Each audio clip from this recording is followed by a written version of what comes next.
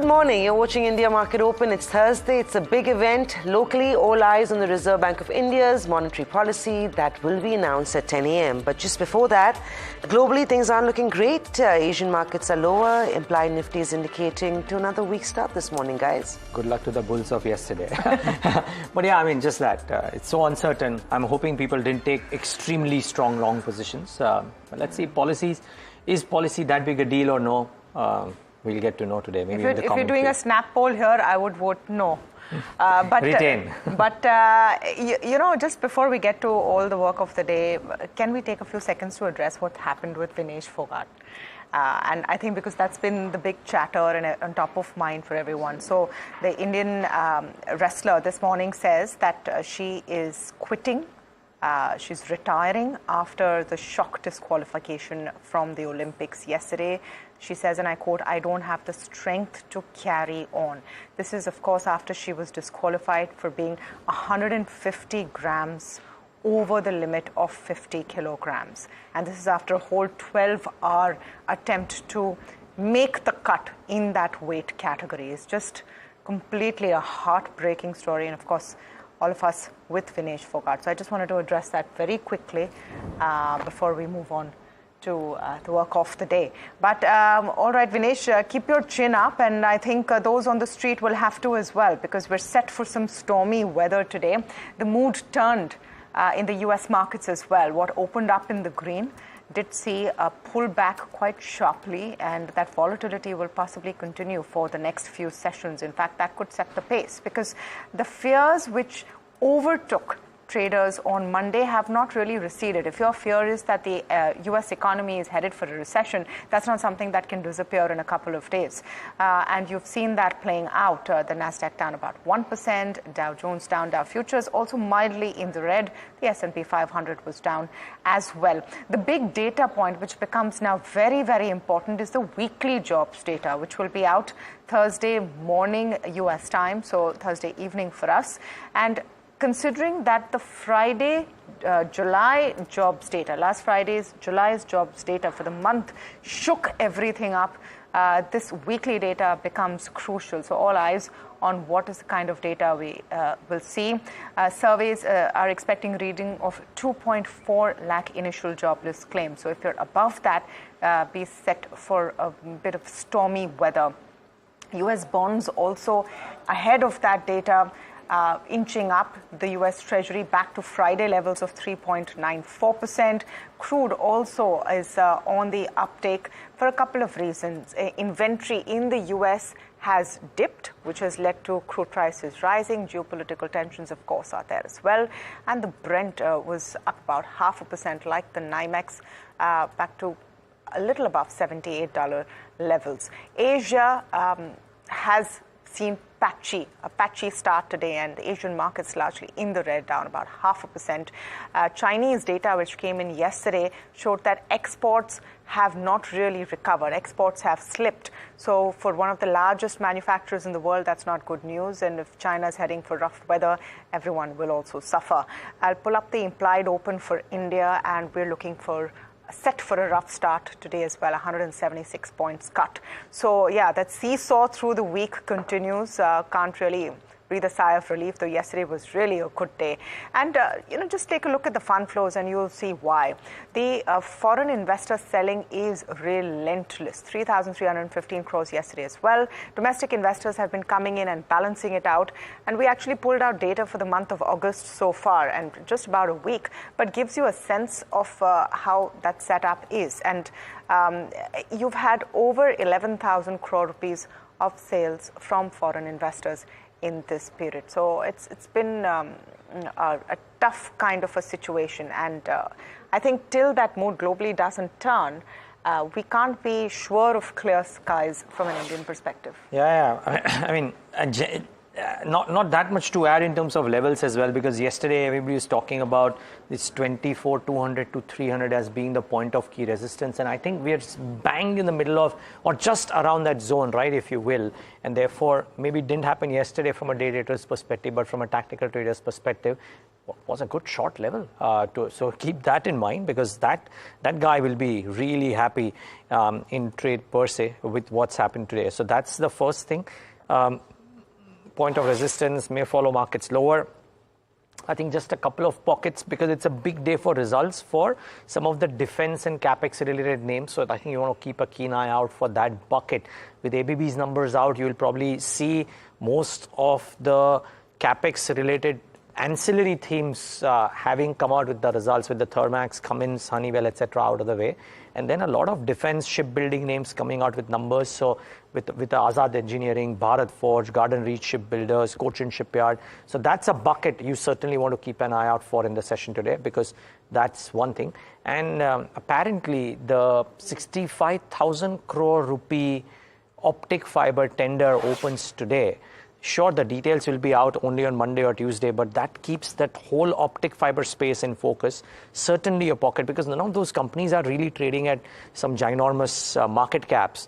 And if they win orders to the tune of 5,000, 10,000 crores, then you'll see headlines saying that, oh, the order win is equal to the market cap of the company. So I think that's a bucket you keenly want to watch out for.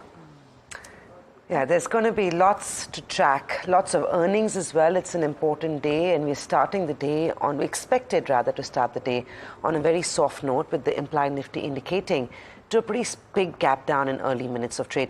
But of course, all eyes will be on the RBI policy meet. Not much is expected in terms of actionables, but commentary will be critical.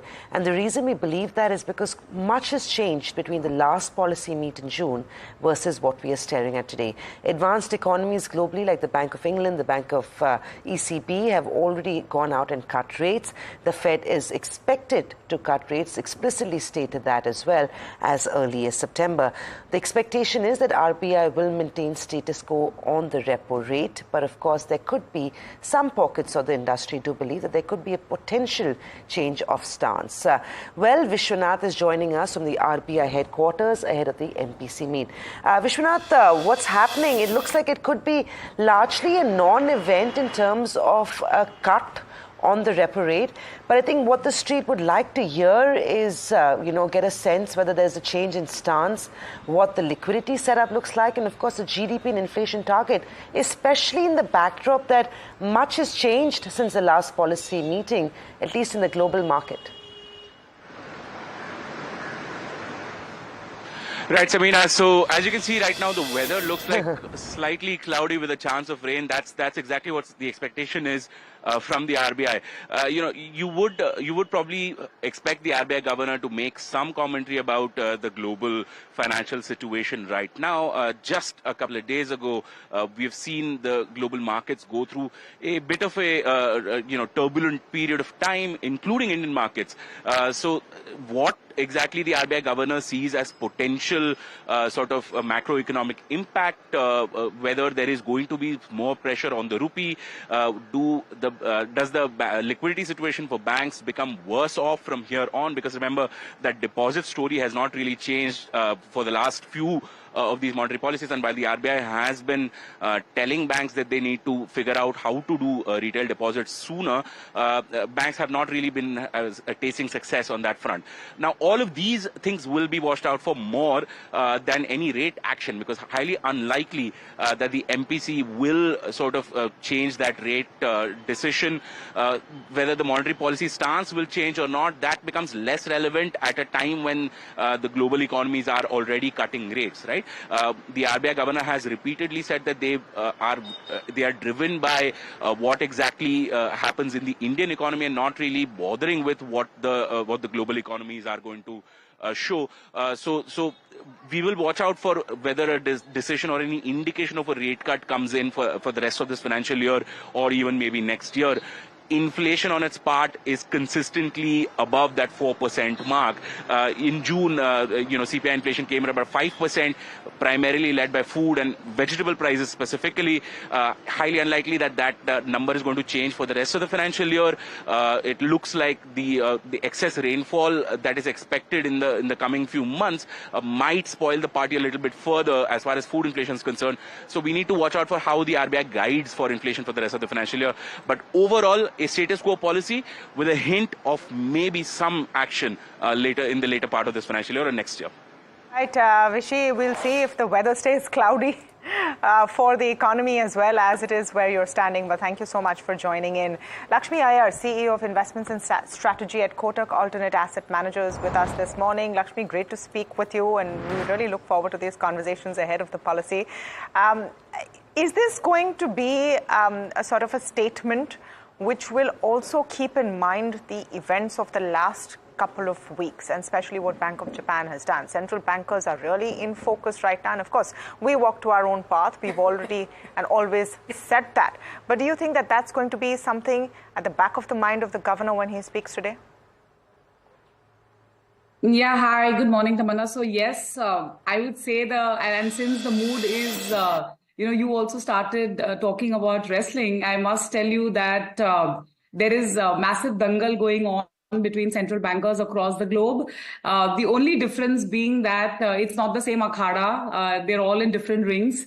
And it cannot be completely ignored because as pure central bankers, you need to track what is happening in the other akhada. And you cannot completely ignore what has happened in the last couple of weeks, whether it's Bank of Japan hiking interest rates or Bank of England doing a rate cut, or the probability of recession going up in the US, and therefore the chances of a 50 basis points rate cut in terms of probability.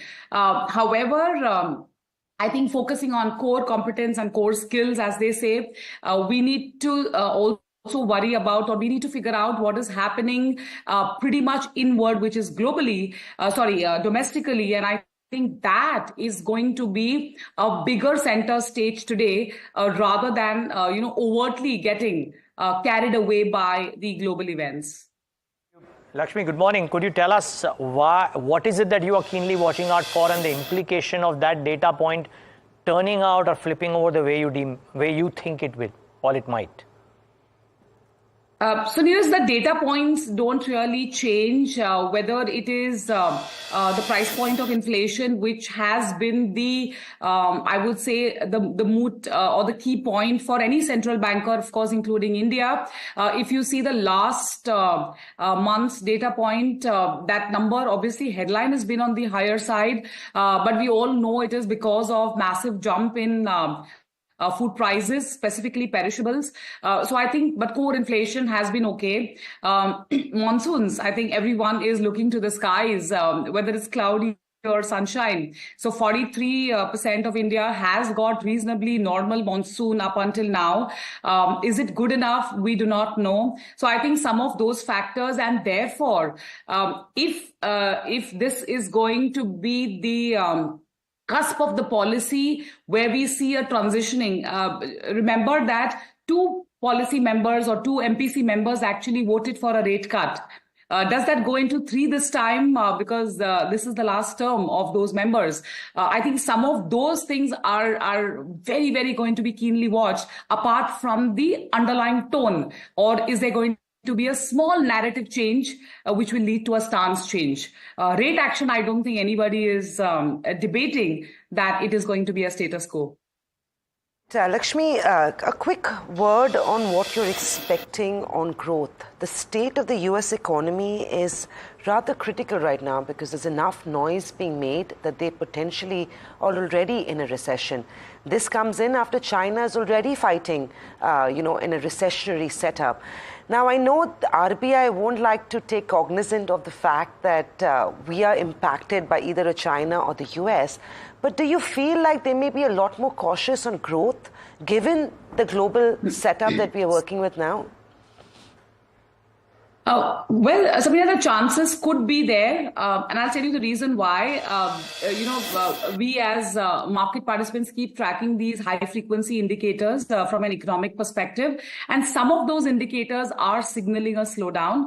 It's not like a massive slowdown, so bank credit growth has slowed down a tad, while auto segment, for example, after doing a good or a good July, but it was tepid in the month of May and June. So that has picked up a little bit. So there is mixed indication over there. But again, if I go back to my dangal analogy, if you look at US delinquencies are mounting up, especially in the 18 to 29 year cohort for auto and credit cards. So, this is clearly telling you that inevitably some small kind of a ripple effect or a slowdown cannot be ruled out, given that our growth pace also has been pretty torrid. But will that lead to any downward revision of GDP assumptions in today's policy? I would assign a very, very low chance. Very quickly, Lakshmi, okay, I'm going to ask you a question on what you're expecting the RBI to say on the current war of deposits waged by banks.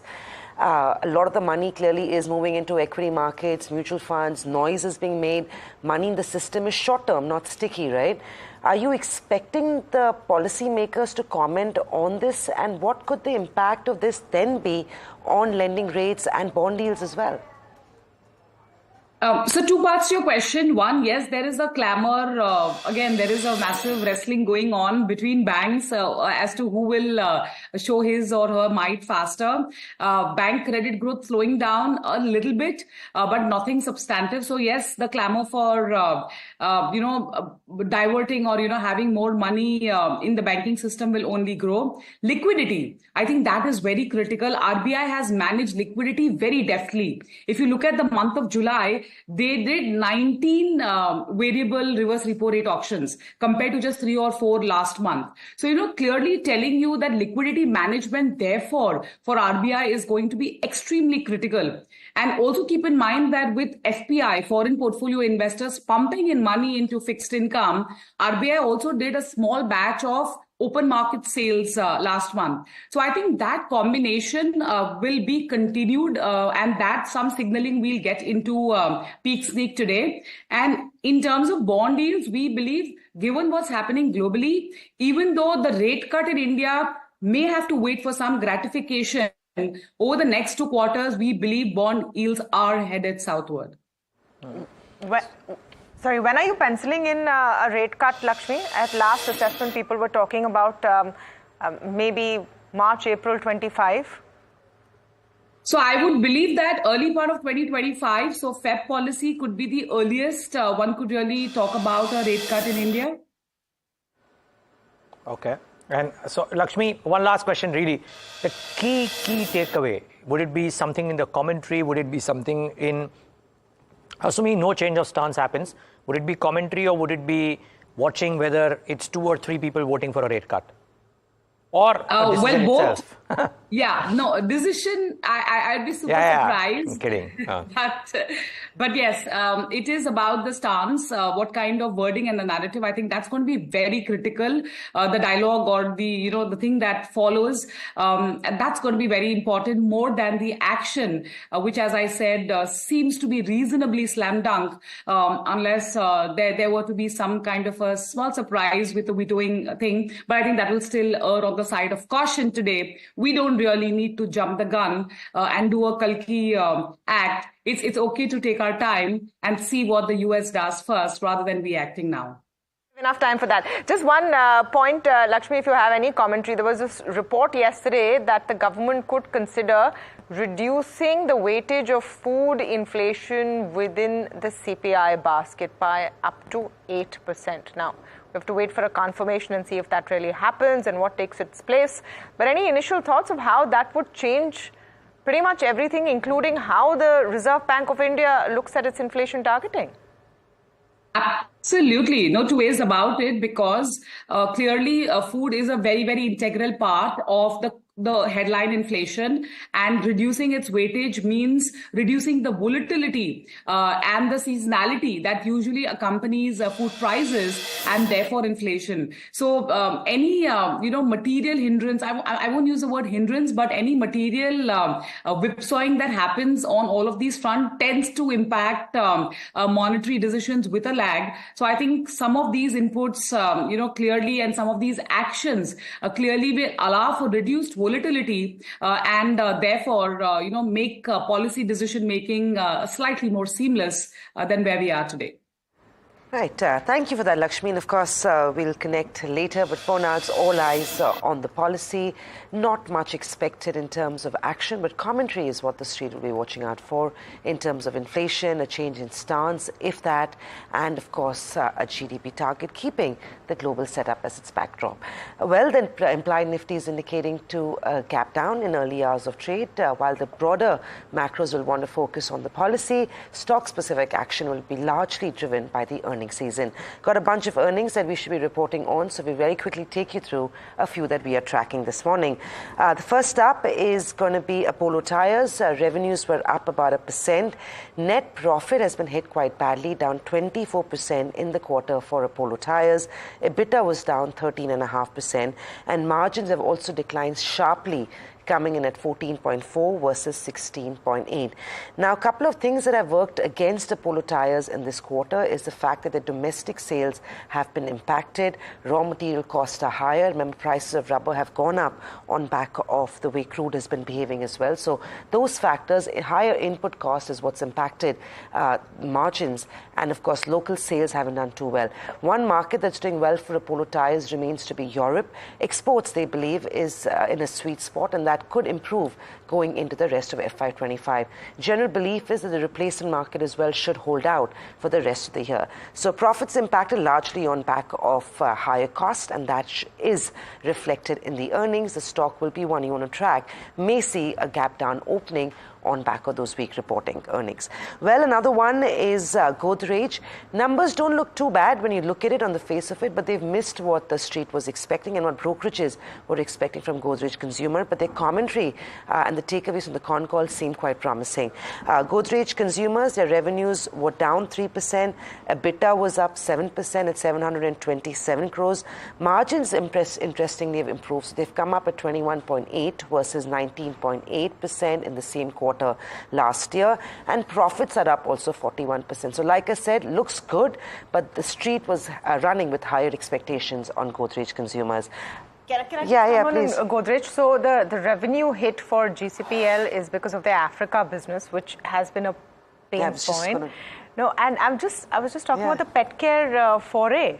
I think that's interesting, isn't it, that they're going to get into the pet food business as well? So the top line, like I said, has dipped by 3% due to a 36% drop in the African business.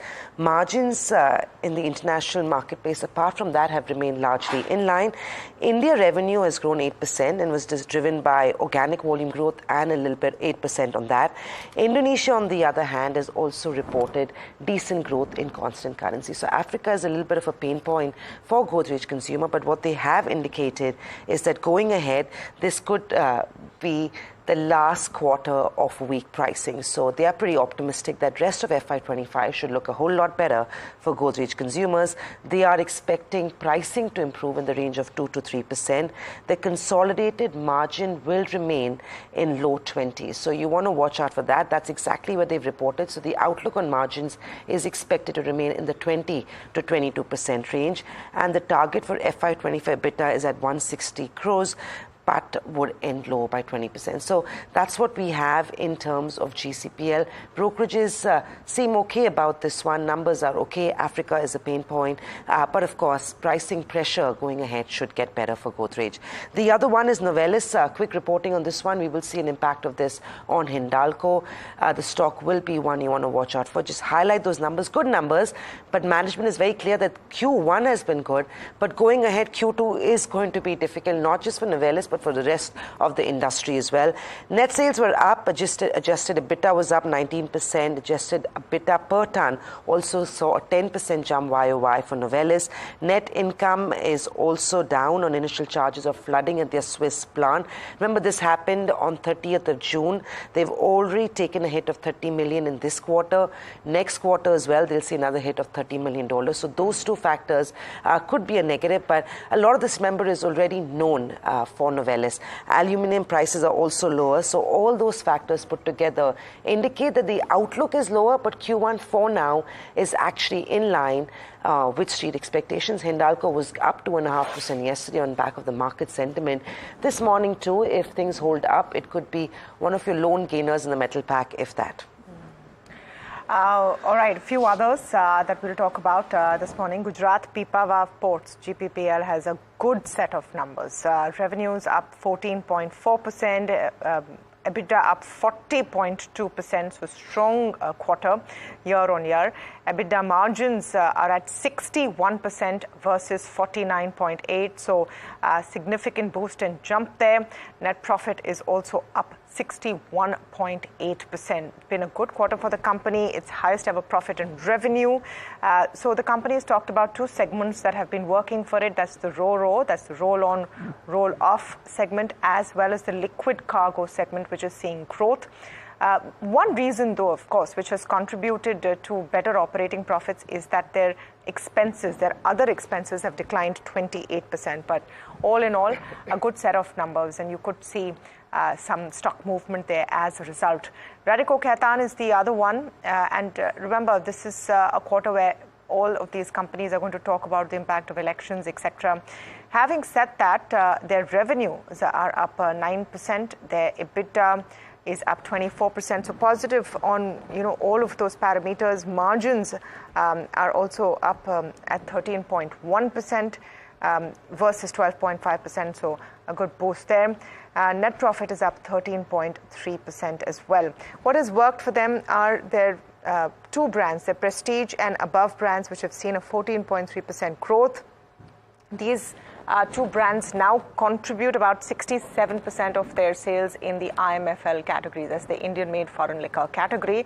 And the increase in net debt is a bit of a downer. That's up 63 crores or 263 crores.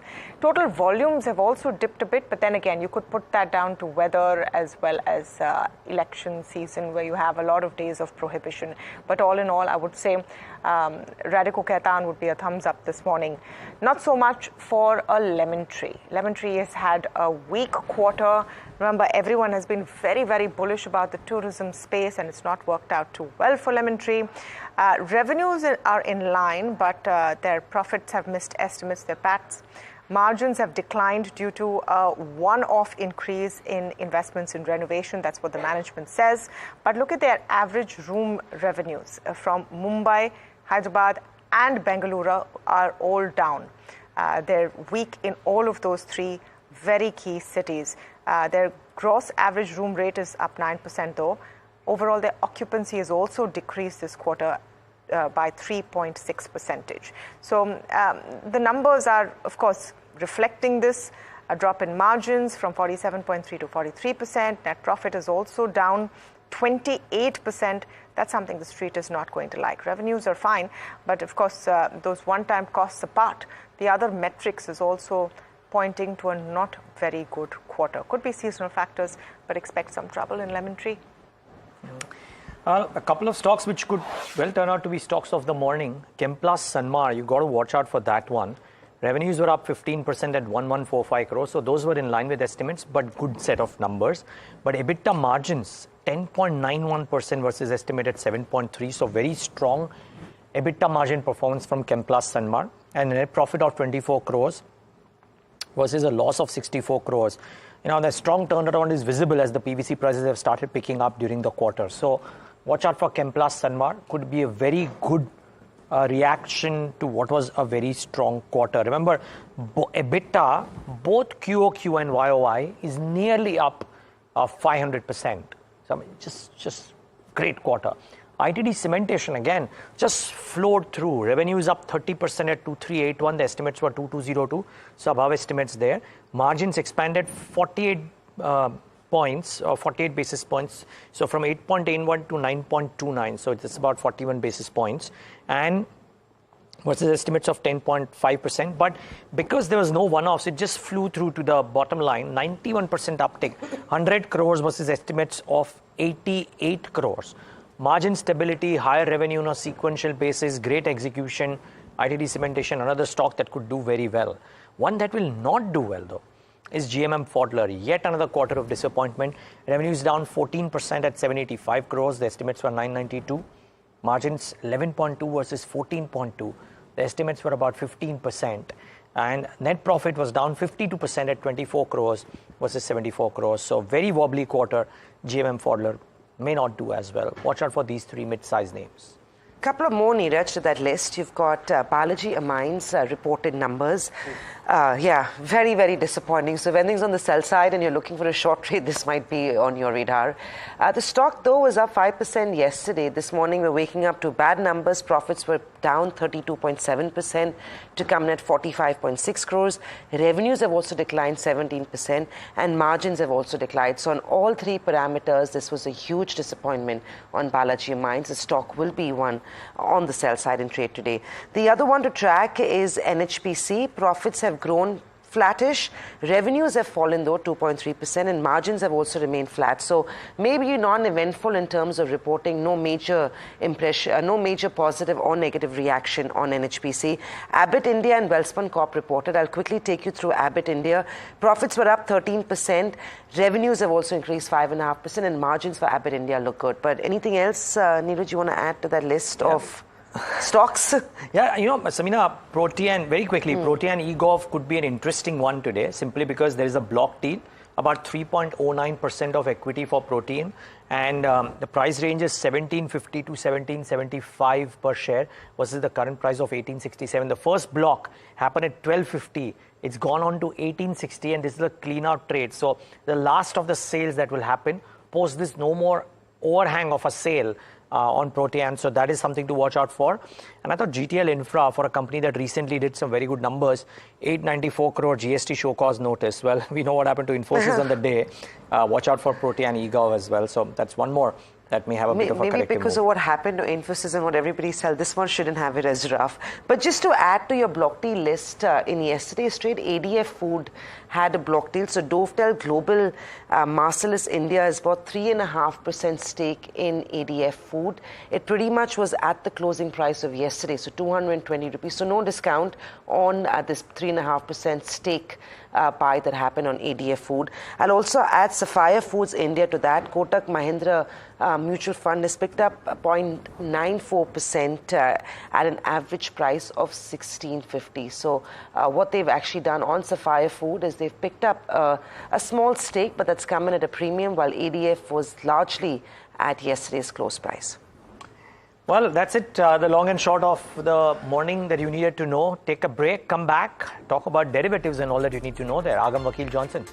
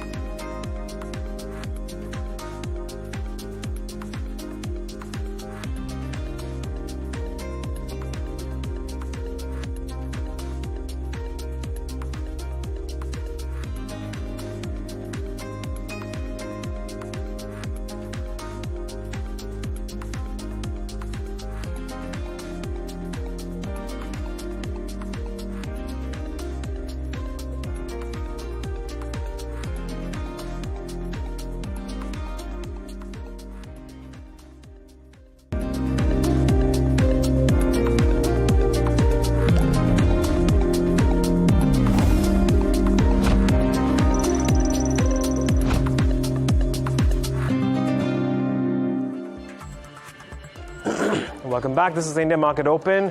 Let's see how things have come through in the futures and options space yesterday. Well, pardon me, it was a day where there was a little bit of choppiness considering it was a Bank Nifty weekly options expiry. But we start off with futures as usual and take a look at how things have in fact panned out there. So right at the top, we did see the Nifty advance by around 1.3%. The Nifty again reclaiming 24,000 and in fact closing towards the mark of 24,300, and that perhaps is an important one. Well, perhaps naturally, the Nifty was the strongest of all indices and strongest of all key indices. Coming down to the Bank Nifty, there was relative underperformance, even as this particular index, while it reclaimed the all-important 50,000 mark, it advanced by just about 0.8%. There was very little change in open interest, but all in all, it was a good day of trade for both these key indices. But how are option markets panning out? Over the past few days, we have been talking about how 24,000 is a level around which you actually keep seeing the Nifty shoot below and above. And, well, 24,000 will continue to be a key area which all the traders will eye on. But yesterday, clearly we saw a lot more writing around puts, around 24,000 and 24,100, considering the Nifty moved higher. And as far as calls are concerned, to give you an idea about one more factor which could provide some amount of resistance on the higher end. So sure enough, you have your round figure 24,500 and along with something like a 24,600 calls which are looking at some amount of accumulation. Of course, 24,800 is one key level that we could perhaps keep an eye on in the longer term. But these are some of those marks that everyone should keep on the radar. But let's move on and talk about some stocks. And again, it was a good day of trade for a whole host of companies out there. Dr. Lal Pathlab, Coromandel, ABFRL, ABB India, Metropolis, all of them advancing with good gains in open interest as well towards longs. And we saw about a short covering for something like a Cummins India, Chambal Fertilizers, Marico and Emphasis. Chambal Fertilizers somehow or the other makes this list in terms of change in open interest, and yet again it finds itself closer to the mark of 520. It has been consolidating in a very tight range as well. But what do we do with these markets at the moment? How are we trading the indices? Well, let's take a look at, let's bring in Rahul Ghosh of Hedge.in, who's joining us on the show. Rahul, good morning. Thanks so much for joining in. While we saw the Nifty hit 25,000 and above, I reckon that you maintained your view about markets at that and this particular index at that point in time being overheated, and you were playing for a marginal a decline. That has come through now at the moment, and perhaps all the strategies that you had suggested over the course of the last few weeks have also all played out altogether.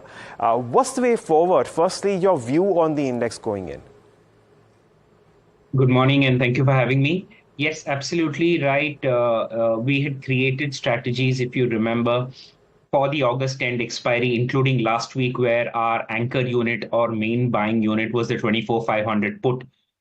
So last week's strategy, in fact, 3 weeks back, we had on Bank Nifty as well, where we had August end expiry. All of them have played out and are giving profits currently. My view remains that yes, there is some downside, but the downside is very limited. I repeat, the downside is very limited. I expect the second half of August to actually see markets give a bounce on the upside. I repeat, I expect markets to give a bounce on the upside. And like you were rightly saying, that every time it goes below the 24,000 put, it keeps bouncing back above because the put writers are not giving up. The 24,000, the 23,900 put writers are not giving way. That would hold good. So if there is a downside, that downside would be capped to another 500-700 points. If that was not to happen, you would still see a bounce on the upside in the second half of August, in my view. All right. So based on that, what kind of an option structure are you deploying now, Rahul? So keeping this view in mind, and because we've benefited quite a bit from downside positions, and people should look out to book profits in the Bank Nifty odd positions if they've not booked out as yet. we've planned a simple long trade for the keeping second half of August on the bullish side. What we're going to do over here is we're going to buy the 24,700 call, which is the August end expiry, and we're going to sell the 25,000 call, which is again going to be the August end expiry. We're going to do this in today's gap down. The advantage is we will get lower premiums, and as a result of which it becomes a profitable trade if Nifty bounces in the second half of August. All right, so interesting, well, very simple and straightforward strategy as far as the Nifty is concerned, playing for a slight up move on the Nifty at the moment. Rahul, the only question then is for a lot who are relatively newer in the derivative space, what is the difference between going long of futures and buying a call spread, a bull call spread? I'd reckon that, of course, we are going to look at limited, losses, but at the same time, we're also limiting our gains. But what are the other features and the differences between these two? So the most important differences of futures would have delta 1:1, which means for every 1 rupee Nifty going up, without any erosion in premium for the month, a futures contract would go up by 1 point. That's not the same case with respect to options. Options, depending on how close by or far away they are, the movement pertains to either it can be 0.2, 0.5 or 1, depending on how close or far away they are. In this particular bull call spread where we are buying the 24,700 and selling the 25,000, the 24,700 is actually significantly out of the money, about 500-600 points of sorts. So with every move in Nifty, your move in the option would be very low. Now, the advantage of doing it this way is that your risk becomes much lower. The other advantage of doing a spread is you don't have unlimited loss. In fact, if you see the loss in this particular trade, it's about 2,400 rupees, which also can be reduced by bringing down the sold calls. What do I mean by bringing down the sold calls? If you notice, we have the 25,000 calls sold. We can buy that back and bring it below 24 to 24,900 and 24,800 to the least. Right, and naturally, this is also a slightly better strategy as compared to going a naked long call because you don't lose out on time decay, right? Yeah, so like options have time decay, futures have erosion of premium. Erosion of premium is the decay in the erosion of premiums is based on 3 different factors. But yeah, it's not as prominent as decay in options, like you rightly said. Okay, well, there you have it. Well, a bull call spread is what Rahul Ghosh is looking at the moment as far as the Nifty is concerned. Rahul, thank you so much for joining in and taking us through your, view on the index as well as giving us that option structure to play around with. We'll be keeping an eye on this one. With that, it's back to you all. Thank you, Agam, for that. That's, of course, trading strategies for the day and the view from Mr. Ghosh on the index as well. Well, the day will belong to lots and lots of stocks on back of earnings, lots of broader market stocks that reported earnings between yesterday's close and this morning. Varsha is standing by with a full list of those. Varsha, what do you have today? What are your top 3 that you think are going to be very active on back of earnings this morning? Well, thanks, Samina, for that. So I'll start with Balaji Amines, which is into chemical sector. Weak quarter. If you see, revenue is down 17%, though it achieved 5% year-on-year increase in volume, but top line was impacted by decrease in realization. This was led by decrease in raw material pricing. If you see, pharma market, according to company, is showing encouraging signs, but there's problem with the agrochem market has been slow this quarter, and it is expected that H2 FY25 things will be on track. Then next I have on my list is ITD cementation, wherein steady quarter revenue was up almost 30% and followed by EBITDA was up almost 37%. If you see, the consolidated order book for the company stands at around 18,500 crores as of June, and they have secured orders of around 1,000 crores in Q1 FY25. And lastly, I have GMM Pfaudler, wherein weak set of numbers, revenue was down almost 14% and EBITDA was down 32%. If you see, the margins were 11% versus 14%. Now, one of the reasons is the employee cost, which was 24% last year with respect to revenue, came out to be 28% this year. And the order intake stands at around 882 crore, driven mainly by heavy engineering, mixed technologies and systems. And order backlog for the company stands at around 1,700 crore, which is up 5% quarter on quarter. Okay. Three very interesting names, all of which could be potential movers today.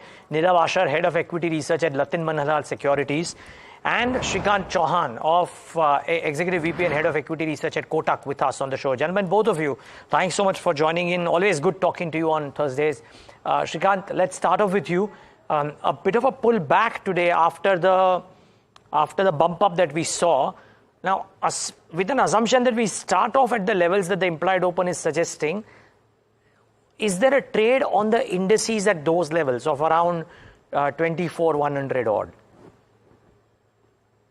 Yeah, good morning, Niraj. Good morning, everyone. Well, for Nifty, I think it is like consolidating within the broader range of 24,400 and 23,900. Yesterday also, after consolidating a little bit during the day, we saw some rally towards the end and market close almost at the highest point of the day.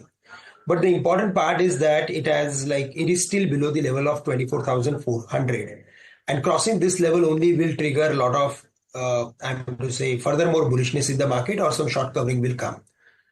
Till then, we are expecting Nifty to remain under pressure. So if it is opening, let's say around 24,200 or 24,150, then there we should look for taking some long bets. The reason is because it is holding above the levels of 24,000. Also, if we go through with option statistics, then at 23,900 and 24,000, there is huge amount of put writing. So I am of the view that during the day, we could see some weakness. But the broader pattern of the market is suggesting us that we could see a pullback, which will surpass the level of 24,400. That is the overall view. Bank Nifty is also stabilizing comfortably above the levels of 49,700, 49,500, which is positive because it has support of 100-day simple moving average and also a support of retracement. So even though there was weakness in the market, the weakest index recovered and managed to sustain above important levels. So there also I'm expecting 50,750 or 51,000 sort of levels. So broadly, I'm of the view that in the near term, we are going to see some pullback, upward pullback in the market. Shrikant, good morning.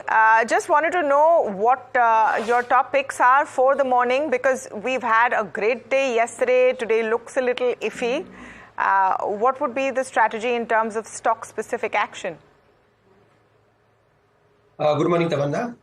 I think, we have to look for those companies which are showing some specific reversal formation on daily basis, because most of these stocks are very close to their important support levels. And in case if we see they are dropping below the same, then we could see further more weakness. But we like Biocon, which is around some 345, 346 levels.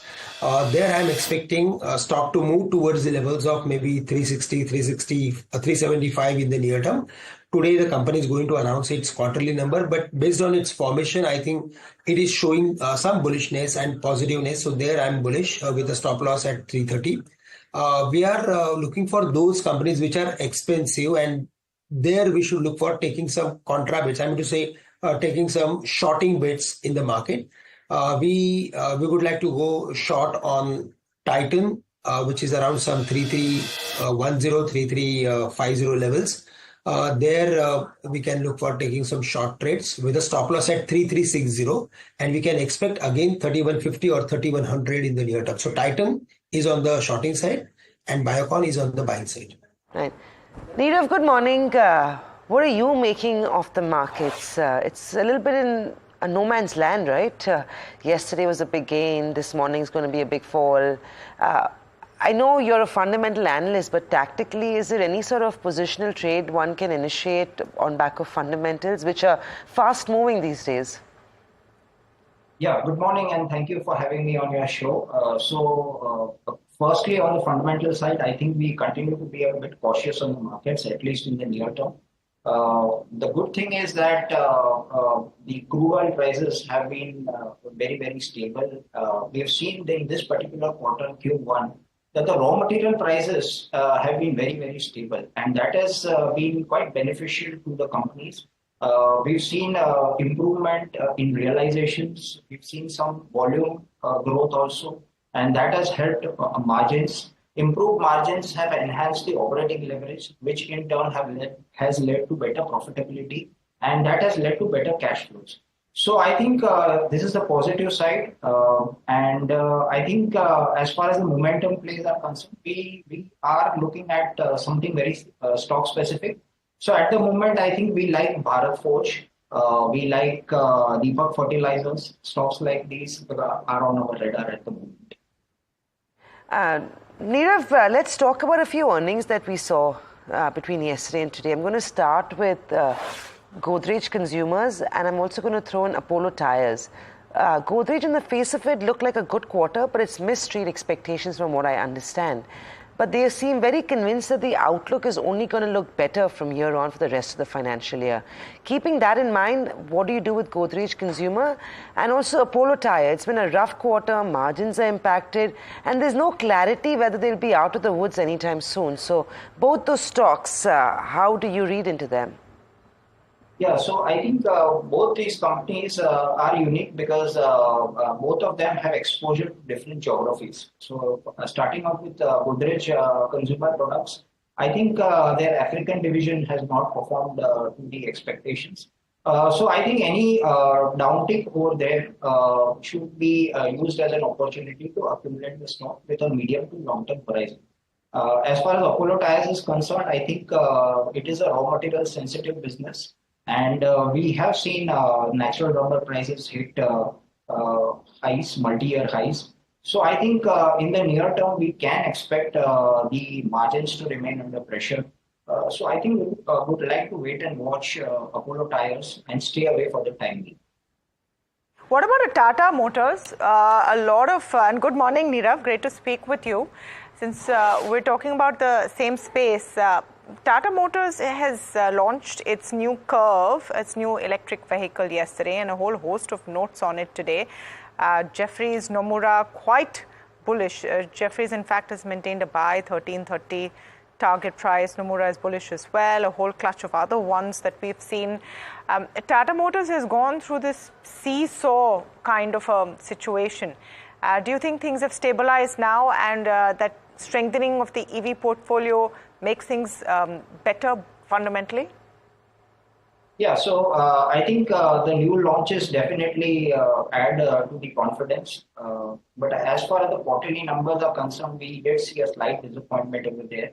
And overall, the outlook looks good. But I think the near term, still we could see some pressure on the stock because we've seen last 4 or 5 trading sessions, the stock has been under tremendous pressure. So hopefully this trend needs to be arrested before we can take any position in the stock. Well, gentlemen, stay with us. The implied Nifty is indicating to a gap down start. We've got a minute to go, about 10 minutes to go as we get off a pre-open trade, and an hour to go as we look ahead at the MPC meet. We'll take a break, we'll come back, we'll tell you a lot more on the other side, so keep it with us.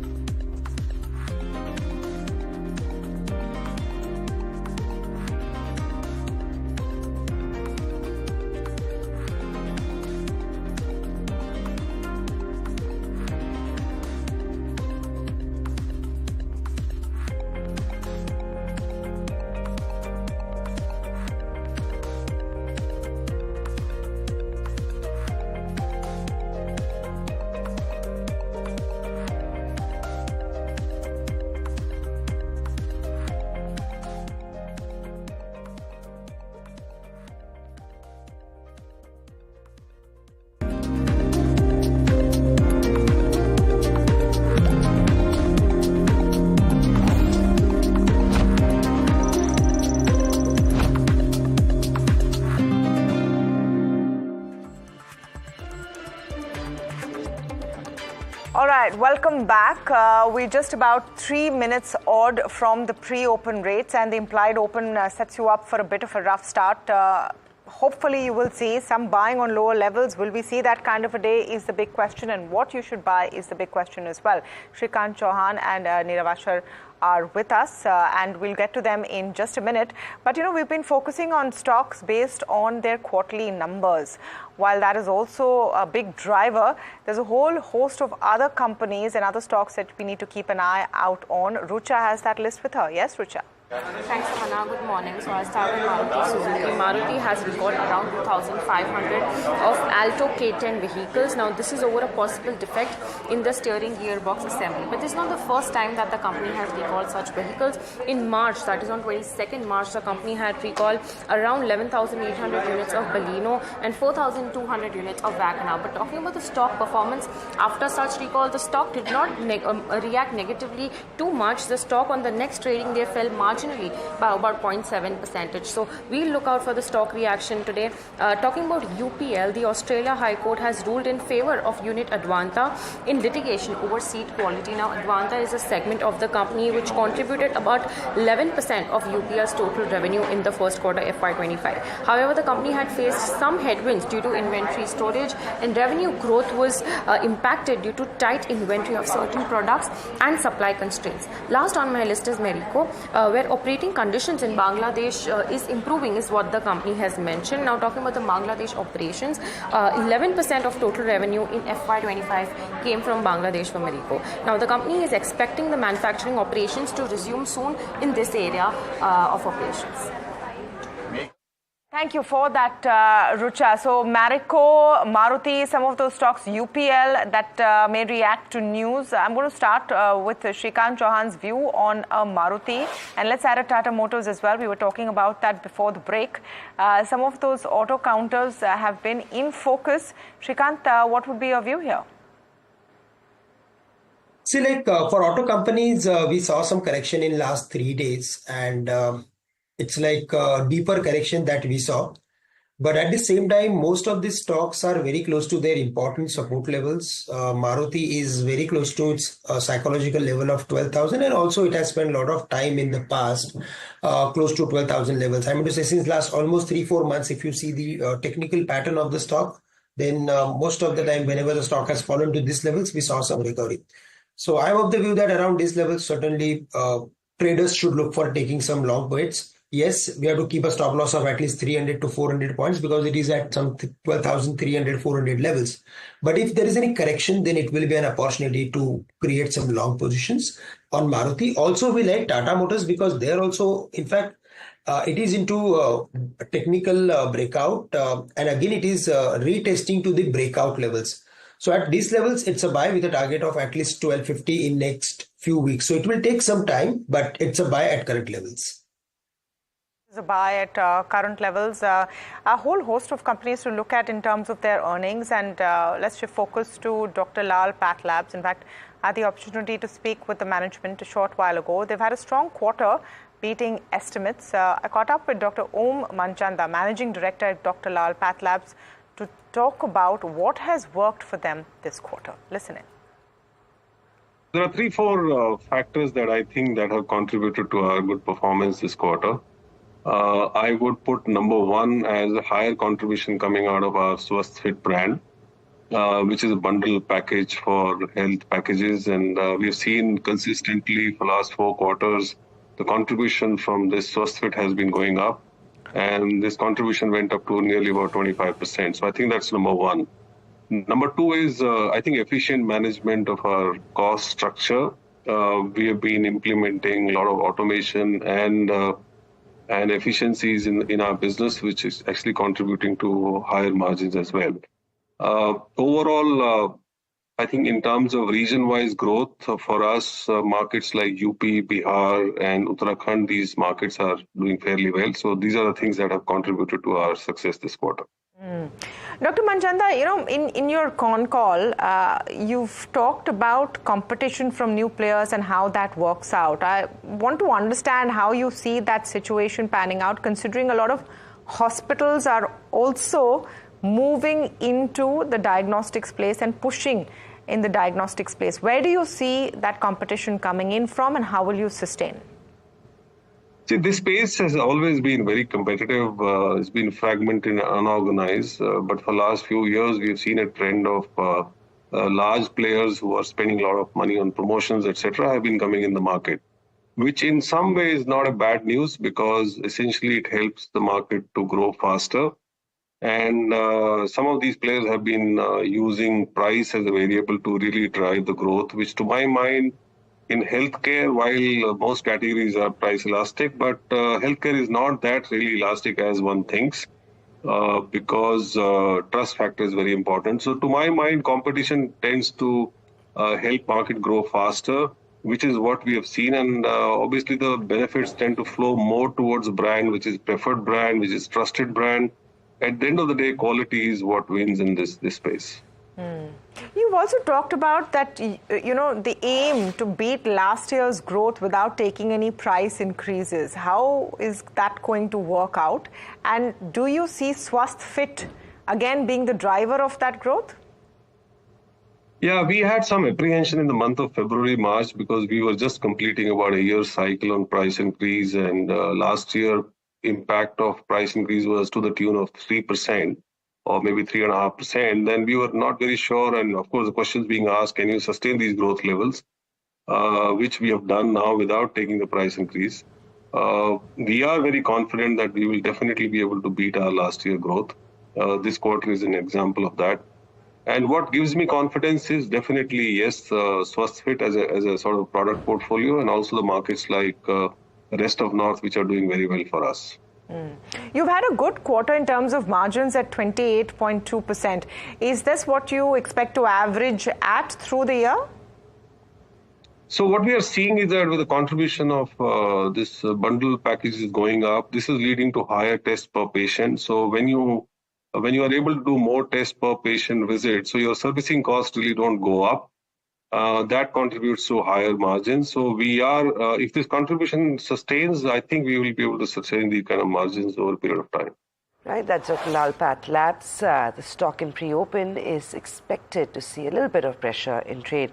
Some of the ones that will be on the sell side for sure are the likes of an Apollo Tyres. Weak numbers, the stock will take it to the chin. Balaji Amines that we've talked about, amongst the others, will see some weakness in trade. Well, Shrikant, you want to come in on a couple of... Actually, let's start with Hindalco. We saw numbers from Novelis which were largely in line with what we were expecting. Fundamentally, I'll talk to Nirav about it, but on the charts after yesterday's up move and today's weak sentiment globally, is it a trading opportunity on Hindalco? Well, for Hindalco, it is like it is into lower top, lower bottom formation. So what I'm going to say is that if there is any rebound from current levels, because of any reason, then close to 650, 660, we could see some selling pressure. It has broken its important level, which was around some 630, 635, and it is now heading towards the next levels of 600 or maybe 590.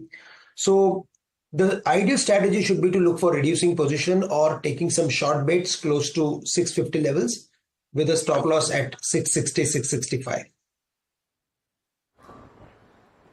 Okay, so that's a word on Hindalco. As things start off, some of the result reactions, and these may change, of course, but 5 minutes into pre-open, BSE is up about 11% odd. There is strength in Gujarat Pipavav on those numbers and the margin performance. Suzlon carries on from where it left off yesterday, so up another 3.5%. And CCL Products, a management that we'll be speaking to, is up about 2.5% at 670. Nirav, did you get a chance to look at any of these numbers? There is a BSC, there is a CCL, and there is a Gujarat Pipavav, the three names that are starting off amongst the top 10 gainers today. Yeah, so we've been following the Gujarat Pipavav port, and I think they have done some modernization exercise, expansion, and that is beginning to bear fruit. And we've seen a very good improvement in margins. And I think that is reflecting on the financials. And overall, if we were to look at this port space, I think there are huge entry barriers in this business. And I think requires deep pockets. also, and I think there the payback period is very, very strong. So we have very, very thick operating profit margins, good net profit margins, and very strong cash flows, whether you take Adani Ports or JSW Infrastructure and GPPL. So we like all these stocks in the port space. Nirav, the other pocket which might be in focus, because there's this large optic fiber order likely to open today, right? This 65,000 odd crores is all of those companies. Now, within that bucket, do you like anything fundamentally? And if the order wins come in, can it improve the run rate for these companies? Yes, so a few companies have been in the fray for this particular order, and in that particularly we like to look at HFCL. Because a lot of hard work has been done by the company, whether it is in the defense space or whether it is in the optic fiber space. And they are close to bagging some very high quality orders in the defense space, as well as this optic fiber space. So we particularly like that stock. The stock has consolidated quite well, and I think is set to move places. Also had ONGC that did really well in trade yesterday, and I don't know what pre-open is indicating too, but flat start is what we have on ONGC. In fact, that whole pack, ONGC gained as investors shared the hike in production guidance, so that was the big positive on them. Let's get a technical and a fundamental view going. Shrikant, on the charts, what's the trade on ONGC and maybe the other oil and gas packs if you prefer those? Samina, I think this particular stock is like into multi-year breakout, and whenever there is such type of formation, we see furthermore activity in the stock, because till 2014, the stock was let's say around 300-295 levels. From there we saw a dip sell-off in the stock up to 60-65, and from there all the way it is crossing the same level. So after 10 years, if the stock is crossing the important level, that means something is really going good for the company. And whenever we see such type of formation, we keep our targets based on technicals more on the higher side. So broadly, I'm of the view that the stock is heading for at least 380, 400 sort of levels based on its technical formation purely. And at this level, it's a buy with a stop loss close to, let's say, 320.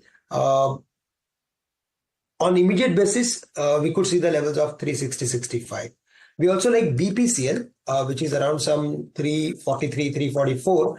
And there also we are seeing a very decent bullish formation. From here, the stock can move to the levels of again 380 or 85. So BPCL and this ONGC should be on the watch list along with GAIL, Gas Authority. Okay.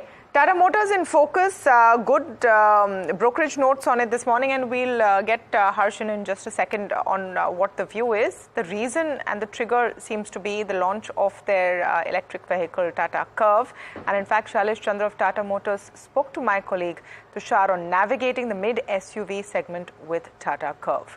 Listen in. First, let me talk about the Curve, because you mentioned about we entering a very congested segment. And actually, that exactly was the thought process when we were conceptualizing what kind of product we should launch in the mid-SUV segment if we have to really enter this. And rationally, you have given that it is the fastest growing segment, so it made sense for us to launch a product. And that the reason was simple, that globally we were seeing that SUV coupe as a body style was growing in popularity, especially in the premium SUV segment, and typically you see that a premium SUV trend typically gets into the mainstream also. So we said that why don't we pick this body style and come with a clutter breaking concept in the market, and that is how the Curve got conceived. Okay, Jeffries and Nomura seem pretty excited about Tata Motors this morning, Harsh. Absolutely, Tamanna. With regard to the Curve itself, very interesting commentary coming through.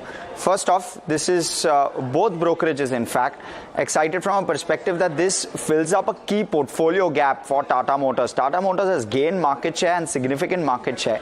It's now standing at roughly 14% as per Jeffries' estimates in terms of market share, which is significant gains. But a large part of that is SUV. This will bring a new angle to Tata Motors, of course, given the new product that they've started to focus on. What this will do, what Jeffrey seems to suggest, is around 3,600 to 5,000 units per month is what it will add in FY25 and FY26. So incrementally adds to volumes for Tata Motors. And on the back of that, Jeffrey is expecting 11% EBITDA CAGR all the way through to FY27 and a 19% EPS CAGR all the way through FY27. And therefore, they valued it at 1330. A 30% upside is what Jeffries has ascribed to this one. Nomura too, they believe that the launch reduces the range anxiety of customers. Mind you, the car will give almost a 350 to 400 kilometer range in the real world to customers, which basically is a key positive. They believe that the current market size is 50,000 per month in terms of units. And Tata Motors, interestingly, Nomura very bullish, 10 to 20% market share is what it will eat out of this 50,000 current units per month that are being sold in this segment. They believe that over this year, PV will grow better in H2 than H1, given the kind of monsoon we have had, as well as the rural play that's picking up. And therefore, they believe that that's a key monitorable, H2 better than H1, and this will add to that positivity in terms of numbers. They've given it an SOTP based valuation of 1303, which is a 27% upside from here. Both quite bullish. Okay, Tata Motors, a lot of positive notes. Stock just about less than 1% in pre-open trade in the pre-open session. But BSE, let's talk a bit about BSE. Numbers have been good. That's what's been working for them. Revenue up 24%. EBITDA is 3x. 3 times rise in EBITDA. Margins have gone from 19.7% to 46.7%. I mean, this is a rock and roll kind of a quarterly number. Obviously, those Sensex and BankX options have worked. Net profit was also 2.5 times. Just on the charts, Shrikant, any thoughts on BSE? Yeah, I think based on the numbers, we could see higher opening for the stock. But at the same time, if we see the medium-term chart of the stock, then close to 2600 levels, the stock is having huge amount of resistance. So between 2600, 2700, I am of the view that again, it should find some profit-taking pressure. And see, these are the numbers of the previous quarter. So we need to see that how actually traders as well as investors look at it after these specific regulations from the SEBI. So I am of the view that we need to be careful, like while participating at higher levels, it is better to take some profit and wait for the lower levels to add for. Shrikant, very quickly, it's 9:13, but a minute to go. It's expected to be a flat start on the index. If you do get a flat opening on the Nifty, would you go short intraday? No, I think, see, markets are like stabilizing after this specific news flow from the global Q. So I am of the view that in case if we see any drop during the day, then close to important levels like 24,150 or 100, we should look for taking some long bets. I'm of the view that 24,000 is going to act as major support in the near term for the Nifty, and we could see the levels of again 24,400 or 500 sort of levels. Mm-hmm. Okay. Okay, we'll watch out for some of these stocks. By the way, remember, it's about 45 minutes for the RBI governor to announce the MPC decision. So keep an eye out for that as well. And let's see what the Bank Nifty does in the interim or post that. But remember, quite unlike yesterday's session and when all the 50 stocks started in the green for the Nifty, today will be not exactly a mirror image, but in the red. But certainly expect maybe more red than green on the screen. Here's how we're starting off. Not quite as bad, just about a 0.2% lower. It's almost as if the global weakness is not quite there. The banks are flat and outperforming the benchmarks by a tiny margin. In fact, the Bank Nifty in the green now. Pretty interesting, really. Get the mid caps and small caps very quickly before we get to the heat map. Flat, as flat can be. Let's get the heat map up on the screen because it's a very flat start for most key indices, more red than green.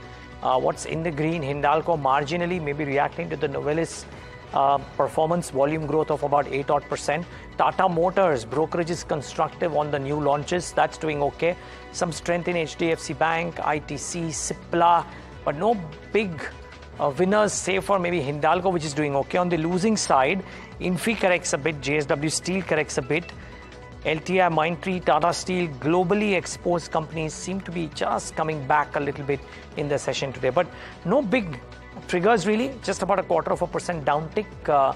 And Tata Motors now eclipses Hindalco as the top gainer, Tamanna. Absolutely. Tata Motors revving on that new EV launch, the Tata Curve working for them, and a whole host of brokerage notes. All right, but let's look at stock-specific news in the broader markets and what's working. It's all about results play, I would say, negative and positive impact. Let's start with what has not worked for these companies and how the market is treating them this morning. Apollo Tyres, Balaji Amines, Lemon Tree, set of not very positive numbers. Let's move Inox win from there. We're talking about Apollo Tyres and Lemon Tree as the other ones which have been fairly poor. Balaji means down about 5% over here. Lemon Tree down about 2.5%. Positive results impact we should also see. BSE could end up being the stock of the morning.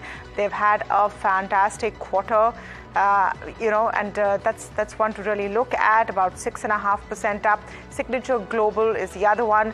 Gujarat Pipavav Ports is something that we picked up this morning, 5% up. Again, a very, very good quarter.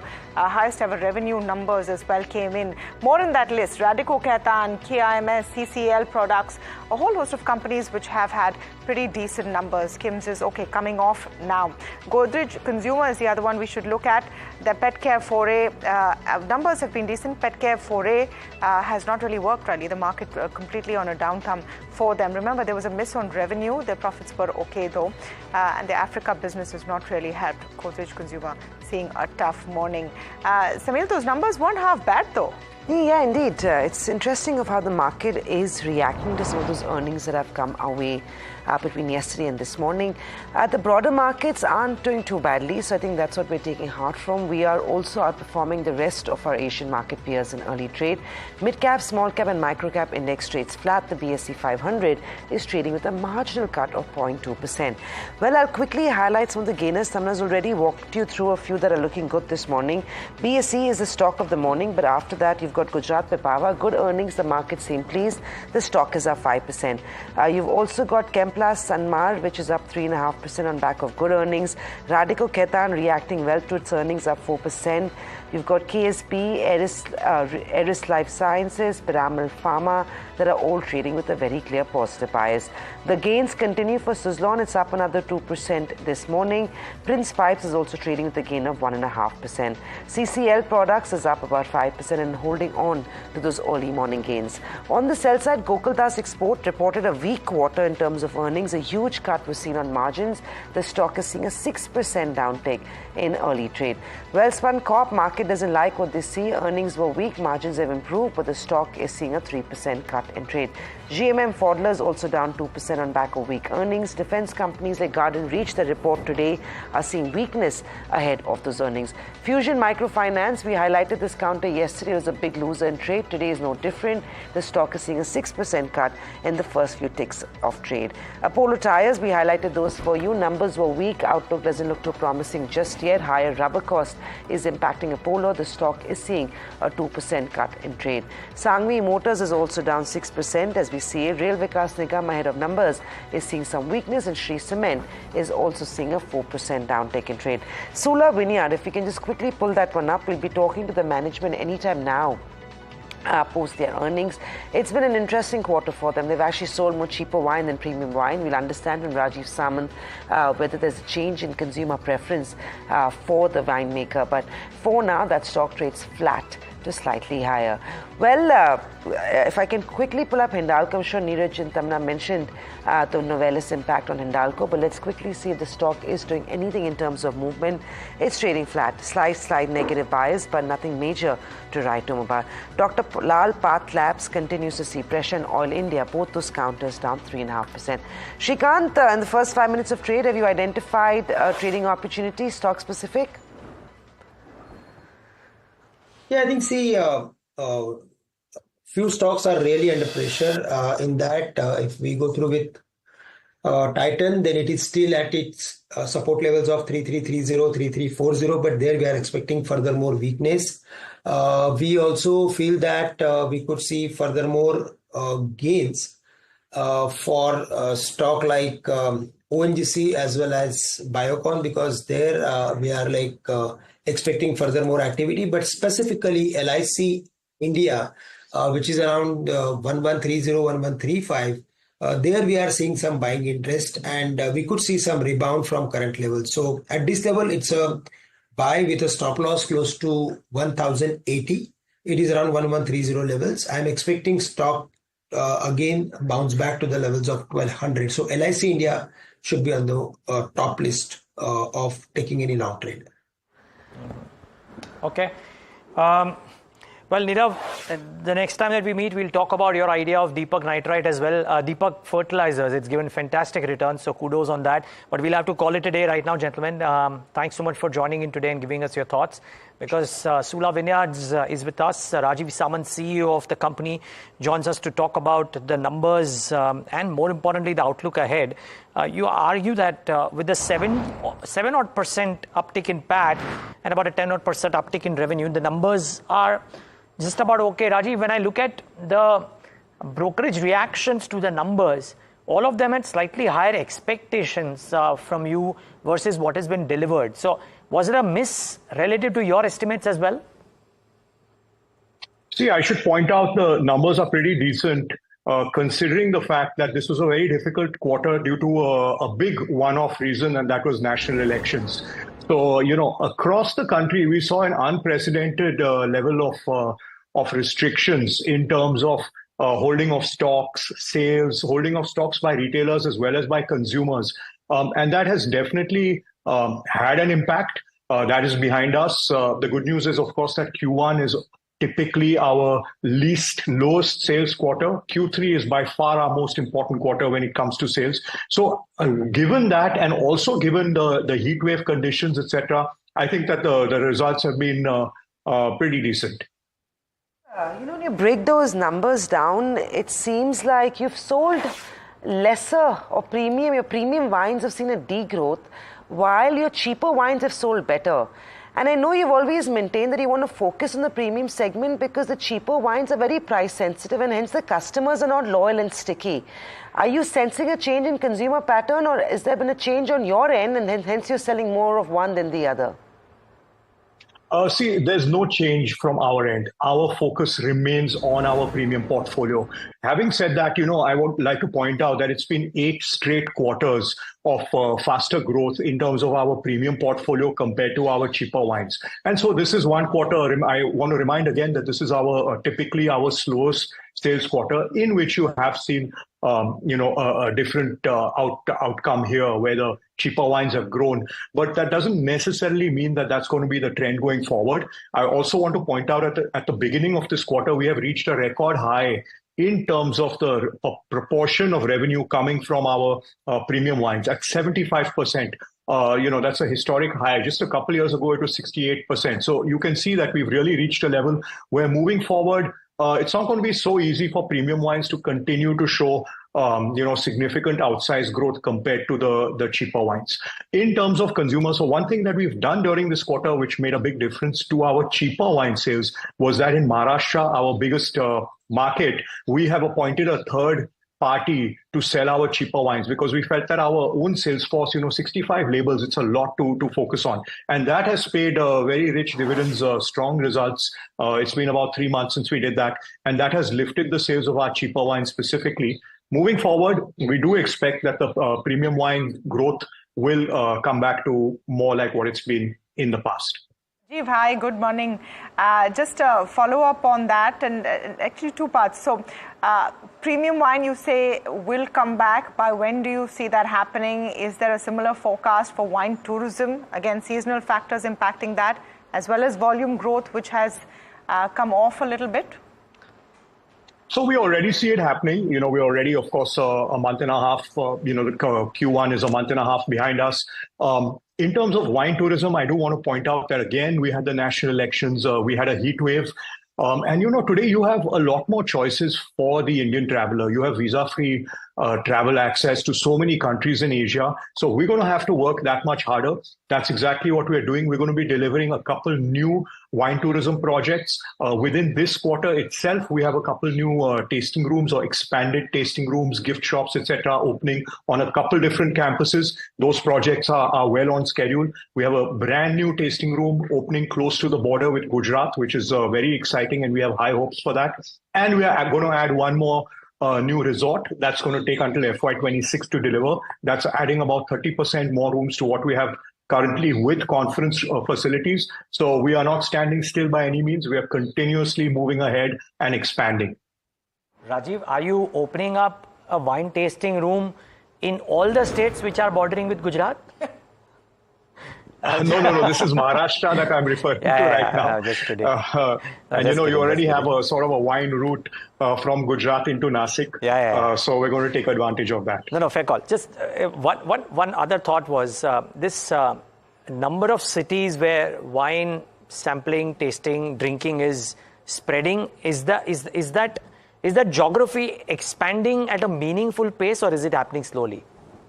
It's absolutely happening at a meaningful pace. And in Q1, that's exactly what we saw. So several of our non-traditional markets, in fact, grew in strong double digits. When I say strong double digits, I'm talking about rates like 20%. Especially North India was our fastest growing market in Q1, much faster than our traditional markets of Maharashtra and Karnataka. Telangana continues to be an outperformer. CST has been the real star of the past 1 year, with growth above 50% or so in the past 1 year. So, you're seeing definitely non-traditional markets, smaller, not just the metros. You're seeing growth across the board there, which bodes very well for us for the future. Just one quick question. You've talked about expansion. You've talked about key markets. What is the sort of growth that your key markets like Delhi and Maharashtra are expected to see for the rest of the financial year? And also your non-traditional markets, what is the growth there? I would hesitate to give market-by-market guidance. I would just give in Q1, Delhi has grown by something like 20%. Of course, Delhi being a very important market. Maharashtra, unfortunately, has been a bit flat. And you had a lot of restrictions in Maharashtra in the elections. Plus, you had a very unfortunate incident that occurred in the middle of the quarter in Pune. There was a certain accident that has led to the wholesale shutting down of several premium outlets in Pune as well as in Bombay, etc. And that has definitely hurt us, because a lot of those outlets were our natural customers. And we hope that situation comes back to normalcy soon, and we return to a good level of growth in Maharashtra as well. Rajiv, just wondering if the change in the Andhra Pradesh liquor policy helps you in any significant fashion. Do you see that working out well, and by when? We are cautiously optimistic. We have been totally out of Andhra Pradesh. We've had zero sale there. We exited the market over the last 3 years. So for us, it's a return to a market which is always good. It's always going to give us a slight bump. AP is traditionally much more of a spirits and beer market. Wine is not that prominent there. Having said that, moving from zero to any kind of sale is going to be good. And we do hope that there's going to be a positive policy coming out fairly soon. What were your sales 3 years ago when you had to exit the market? It was not in one of. I would say that it was not in one of our top 10 markets. Let's put it like that. Okay. So it was a minor market for us. Having said that, given the development plans that the new government has, we do hope that we should see. And the country, of course, has changed since then. We do expect to see a decent level of sale. Okay, Rajiv, one final question from mine at least. Any formal guidance that you are giving for FY25? I don't really give formal guidance, but what I would like to say is that this story has a long way to go. This is a long-term growth story. Once again, we've delivered a quarter of growth. We've been consistently delivering growth, top line as well as bottom line. And so that's the way steadily that we expect to continue going. There's a long way still to go. Wishing you all the best for that long way, Rajiv. Thanks so much for joining in, and keep on bringing some really good wines. Thanks for joining in. Come over to us. We'll do that for sure soon. Okay, we'll take a quick break on that note. It's almost the weekend, so no harm thinking about a little bit of wine. But take a break and focus more on a couple of corporates which have delivered Well, their quarterly numbers, we'll talk about the guidance and the quarterly performance in just moments from now. Rajat Kathuria of Signature Global is up next.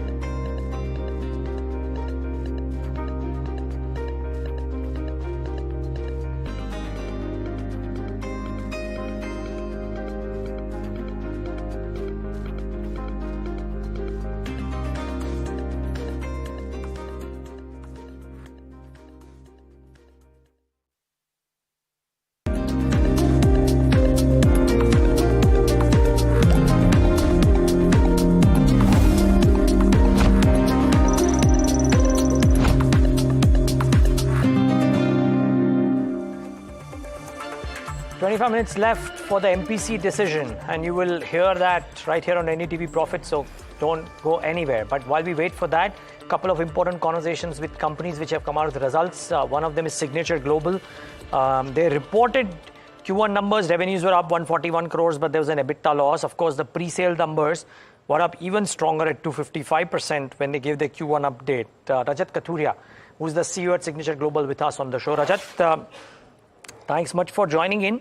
What does this delivery of Q1 set you up for the rest of the year? Because I remember when we spoke at the end of FY24, the growth then and the targets for FY25 were fairly stiff. So, Niraj, thanks for inviting us to your show. We had taken fairly stiff target for the year. Over the last 4 years, if you will see, we've grown our sales at about 62% sales CAGR. Just putting things in perspective. So, for instance, this quarter, we've done sales of about 3,100 plus crores. This was the sales being done for the entire year, was lower than, in FY22 was lower than the sales we've achieved in one quarter. Or almost, 90% of sales which we did in financial year 23, we've achieved almost 90% of that within a quarter. So, sales numbers are seeing, some good growth. There's a good momentum and a continued sort of, momentum around, sales absorption is what we are witnessing. What this does to us is it makes us confident to achieve our stiff target of 10,000 crores of annual sales for the year. It just puts us in a fairly comfortable, not comfortable, but I would say, a convenient position to be achieving. Rajat, sorry, by that you mean the pre-sales numbers, right? Because, I mean, the revenues, reported revenues is 400 crores. So don't quite look at that. You're saying pre-sales, you will touch about 10,000 crores for the year. Yeah, Niraj, actually, see, I'm saying pre-sales we'll achieve about 10,000 odd crores. That is the guidance given by us. In terms of revenue recognition, which is basis projects which are getting completed and where more than 90% of collections are coming from customers, we've given a guidance of 3,800 crores for the year. Against that 3,800, we've achieved 400. But, we expect to catch up on that aspect over the coming quarters. Rajat, good morning. Tamanna here. In terms of revenue recognition, do you expect this to improve significantly over the next 2 quarters, and why? What are you seeing changing there? Yeah, morning, Tamanna. We expect a lot of improvement in revenue recognition over the coming 2 to 3 quarters. There are about 27 ongoing projects adding up to about 16 million square foot of area under development, which is getting completed over the coming 8 to 9 quarters. And over the next 2 to 3 quarters, also, we are seeing some significant project completions taking place, which will have a positive impact on the revenue recognition side of the business. Rajat, hi, it's also Samina joining in. Just break this down for us. How much have you delivered in terms of square feet? And what is your current pipeline of saleable area? And what do you anticipate you're going to sell over the next 2 to 3 quarters in that pipeline? Yeah, sure. So, I'll put it into 4 different buckets. One is projects which we've already delivered, which is close to some 11 million square foot. Okay. The second bucket is projects which are at advanced stages of completion, which we just spoke about. That number stands at about 16 million square foot, stroke 27 odd ongoing projects, which are being delivered over this near-term time frame. The third bucket is projects which we've recently launched. Over the last 2 quarters, we've done 2 large launches in Gurgaon. One was just off the Dwarka Expressway by the name of Deluxe DXP. And second project was by the name of Titanium SPR, which was just across, the southern peripheral road, which is quite a prime location. These 2 projects, which is the third bucket, is at early stages of development and is about 5 million square foot, roughly. In addition to all of this, we have a pipeline of almost close to 30 million square foot, which we can launch over the next, 2 to 3 years. This has a GDV potential of close to 50,000 crores. And this is the dry powder on which we are sitting. And bulk of this inventory is in some of the key micro markets, which we are playing within Gurgaon. So these are the, by and large, 4 buckets of, pipeline or portfolio of the company. Okay. And the focus, Rajat, remains on your affordable segment. How much of it goes to premium? What is the kind of strategy in the mix there? So, see, we are playing the mid-income and slightly upper mid-income stroke premium housing as of today. At current land prices, doing hardcore affordable is not panning out because we do like to stick within the city developments rather than going too much away from the city limits. So we are playing mid-income and premium housing theme. I would say for the year, the outcome should be equal for, by and large, equal for both of these themes. Right. Rajat, also you managed to do quite well in terms of reducing debt, and that's always a good sign for a well-oiled company. Reduction in debt of about, what, 180 odd crores. What does your debt equity ratio stand at, and do you intend to reduce that further, or would you be taking on some more debt in order to expand and keep up to those aggressive plans you have? See, we are in a build-to-sell business and sitting on fairly good, land inventory with us at this stage, and there is literally minuscule amount of land payments which are due on this entire land inventory. Which means that as we will launch new projects and we'll, that will follow, collections will follow up basis these new launches and completions. Net debt number should continue to go down. So if you look at this quarter, we did operating collections of about 1,200 odd crores. We created an operating surplus in excess of 500 odd crores. It was about 530 crores of surplus which we created, operating surplus which we created. About 55% of that surplus went into new land acquisition, which means that we did new land acquisition stroke replenishment only out of our operating surplus. And the balance 45% went toward, debt servicing and also towards debt reduction. So out of operating cash flows, we've reduced our net debt number by about 170 crores. Rajat, just on the actual numbers, so it's been an interesting quarter from the point of view of, you've moved to year-on-year to a net profit from a net loss. Your EBITDA losses have also shrunk. This is a trajectory you see continuing? So I see a big change happening, on these parameters by the end of this year. See, project completions often tend to be lumpy, and if we see, and revenue recognition is happening only basis project completion and not basis the sales which we are doing. For this year, we have an aggressive target of about 3,800 odd crores of completions, which will be a significant area also getting delivered. It's just that a lot of inventory in the previous years was of affordable projects or of early stage mid-income projects, but we are completing significant amount of projects during this year, and hence by the end of the year, if we are able to recognize about 3,800 odd crores of revenue, you will see fairly good levels of EBITDA impact also showing up. All right, thank you so much, Rajat Kathuria, there, CEO at Signature Global, talking about the quarter gone by, and the stock's doing pretty well actually for the company, 1% up right now, and they've actually swung from a nearly 7 crore loss year-on-year to a 7 crore profit. So that's been a good time for them. We'll take a very short break at this point, but on the other side, we are speaking to CCL. Chala Srishant of CCL Products joins us. Stay tuned.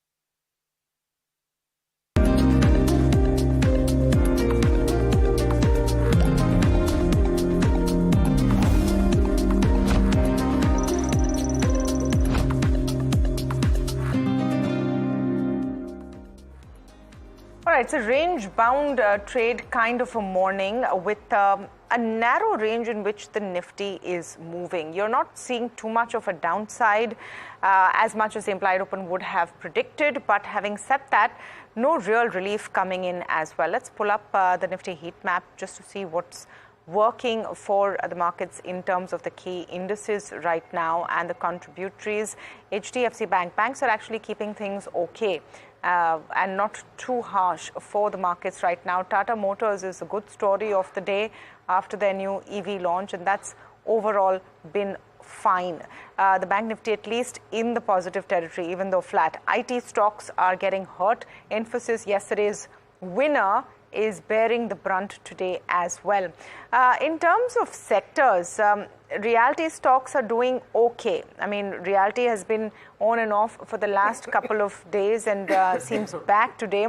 Your PSUs are also doing fairly fine. Let's just pull up the top gainers and losers at this point in terms of the NSE 500, and you will see it's very, very specific to what's happening with the result. So result impact is the story of this morning, and stocks like BSE doing fairly well. You have BASF there, ITD cementation. So good numbers are being rewarded. On the other side of the spectrum, Godrej Consumer getting hit a fair bit now. The stock now down 4%. There was a miss on revenues, I suppose all of that commentary and the foray into the pet food business has not helped either. But we're talking about results today, and Chala Srishant, the Managing Director of CCL Products, is joining us now on the show. Mr. Srishant, a very good morning to you and great to speak with you. Let's take a look at your numbers. Decent quarter this time round, even as the cost of raw materials have increased. Is that the way you've been looking at it? Pretty good performance despite one key raw material bump up. Yeah, so since we work on a cost plus model, it actually doesn't really have too much of an impact for us. So we've been performing as per the guidance that we have already given. So Srishant, let's talk about how your top line is doing, and you've nailed impressive growth over the last many years. Going ahead for the rest of FY25, while I know the coffee industry is a mature product, right? So you're not expecting to grow more than 4 to 5%. You clearly are an outlier. What sort of volume growth are you guiding for FY25? So one of the reasons why we took an aggressive step and we've doubled the capacities is because we are quite confident of 15 to 20% volume growth year on year, at least for the next 2 to 3 years. So keeping that objective in mind only, we've gone in for that expansion. And the reason why we are an outlier is also because today we are actually at the base of the pyramid. We are doing generic products. We're doing a lot of bulk manufacturing. We've slowly started transitioning to B2C segment. We've also started working on more of small packs. So we're going up the value chain, which is also why we are confident that what we are doing is much more sustainable in the long run. Srishant, just one quick question. Continuing on the top line, 90% of your business still comes from B2B. The last time we spoke, you talked about how you aggressively want to build out your B2C segment as well. You want to tell me where does that split between B2B and B2C sit at? And where will that expansion come from? Would it be B2C, B2B? Break that down for us. So it's actually coming from both areas. It's just that the B2C segment is growing disproportionately higher. So we are seeing almost 35 to 40% growth from the B2C segment. And from the B2B segment also, we are seeing at least around about 15% growth. So we feel that both are quite sustainable. The B2C, because the segment is still a bit small, we're able to have higher growth rates over there. Okay. Srishant, good morning. Niraj here. You continue to maintain that growth rates for sure. Just wondering if, as you alluded to, maybe partly, or maybe I got it wrong, that the composition of what forms a part of that 15-20% growth for the next 3 years, would that be different in terms of high value coffee versus low value coffee? And traditionally, you've been a company which doesn't get impacted at all because you pass on the margin benefits or margin losses. But could margins show an uptick because of a higher value premiumization bent that you might have over the next 3-4 years? So our endeavor is to focus on improved margins in the longer run. But at this point in time, for the next year or two, we've given the guidance saying that we're just going to maintain the guidance. One has to keep in mind that we've come up with new capacity. You have depreciation, you have interest costs at an all-time high. You have multiple issues which are currently there. And we're trying to grow volumes in a space where a market category is growing at, say, the low single digits. So keeping all these challenges, we are creating a product mix that combines premium products as well as value volume products. So with the combination of the two, we are saying that we will maintain the existing guidance at least for the year or two. And that foundation will help us to create better margins in the future. Srishant, between Niraj and me, we are both fighting who's going to ask you the next question. So I'm going to take this one very quickly on your expansion plans. And also you, I know historically seem to identify a customer and then invest in, and then make that investment in expansion. What are your expansion plans for the rest of the year, for the next couple of years? Where do you see CCL? And also debt equity healthy, because I know you had taken on heavy debt to fund those expansion plans. Yeah, so for the expansion, we've taken about a total of 650 crores or so. And India was actually debt-free earlier. Now the new plant that has come online as a subsidiary company that is operational this year. And for Vietnam, we have a freeze-dried expansion that is coming online as well in the next 2 months' time. So with these two expansions, we are now reaching around 77,000 tons of production capacity. So we don't have any major expansion plans in the near future. We're just focusing on more of capacity utilization over the next couple of years. Okay. Well, Srishant, it was an absolute delight understanding this. Congratulations on a very good performance and all the best for the quarters ahead. The markets are certainly rewarding the performance of CCL products. And Chala Srishant out there, MD of the company, talking about growth and very candid in that they want to maintain the margins as opposed to just grow them in the very near term. Long run, the endeavor is to up the margins. For an industry, as Samina said, which is growing at the next percent, for CCL to grow maybe 2 or 3x that speaks volumes of what they are doing. Well, it's a wrap on this leg of India Market Open, at least. On the note that the markets are just a bit sluggish, we come back and full tilt towards the MPC coverage.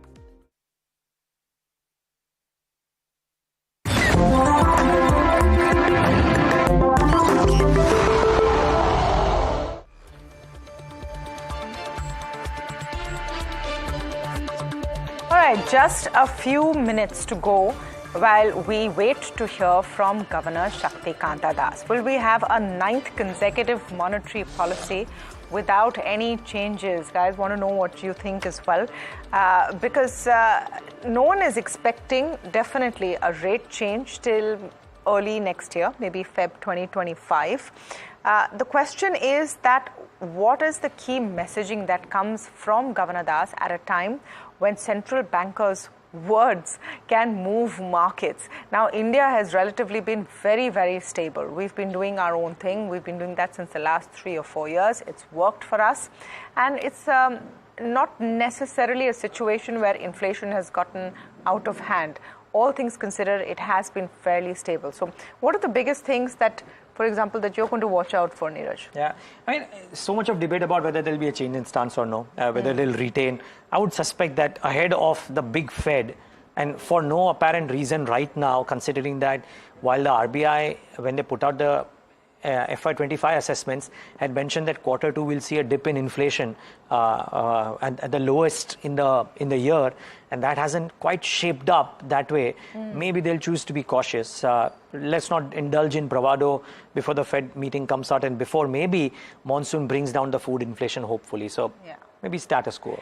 They haven't budged on inflation control at all. There has been absolutely no leeway there, and the fact is that high interest rates have not really harmed economic growth in any real fashion. So one would say that there's no real case to push for a rate cut before time. I think rate cut rather unlikely, right? Because while the regulator will never talk about the fact that what's happening globally is going to be impactful in terms of local action, the fact remains that there have been changes. So rates may remain status quo, but I think comments on inflation will be rather important. You have exactly a quarter ago, the US was still growing. Now there's real fears about them moving into a recession. China's already moved into a recession with the way, those metal and commodity prices have been moving. So the disinflationary pressure is going to be good for us, whether or not the RBI, addresses that and reviews its inflation target is something that I think the street will want to watch out for. Along with that, growth is going to be important. While we talked to Lakshmi as well this morning, and she did indicate that on the outset of it, there may be, some revisions maybe to growth, largely on back of what's happening globally. Early signs may be indicating growth is soft. This was the 50th meeting of the Monetary Policy Committee since its inception in September 2016. The flexible inflation targeting framework will soon complete 8 years of its functioning. The framework has worked well in maintaining macroeconomic stability even during times of extreme stress. Its embedded flexibility has withstood the pandemic-related stress, the spillovers from the war in Ukraine, and the continuing geopolitical crisis that we face today. Today, while India's growth remains strong, inflation is broadly on a declining trajectory. Strong macroeconomic fundamentals of India have also led to greater confidence in our economic prospects. Let me now turn to the decisions and deliberations of the Monetary Policy Committee meeting, which met on 6th, 7th, and 8th of August. And it goes as follows. The Monetary Policy Committee met on 6th, 7th, and 8th August. After a detailed assessment of the evolving macroeconomic and financial conditions and the overall outlook, it decided by a majority of 4:2 members to keep the policy repo rate unchanged at 6.5%. Consequently, the standing deposit facility rate remains at 6.25% and the marginal standing facility rate and the bank rate at 6.75%. The MPC also decided by a majority of 4 out of 6 members to remain focused on withdrawal of accommodation to ensure that inflation progressively aligns to the target while supporting growth.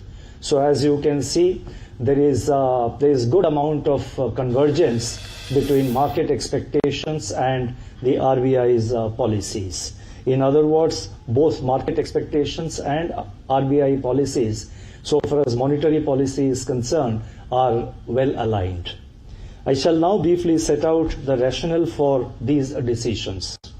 Headline inflation, after remaining steady at 4.8% during April and May this year, increased to 5.1% in June, primarily driven by the food component, which remains stubborn.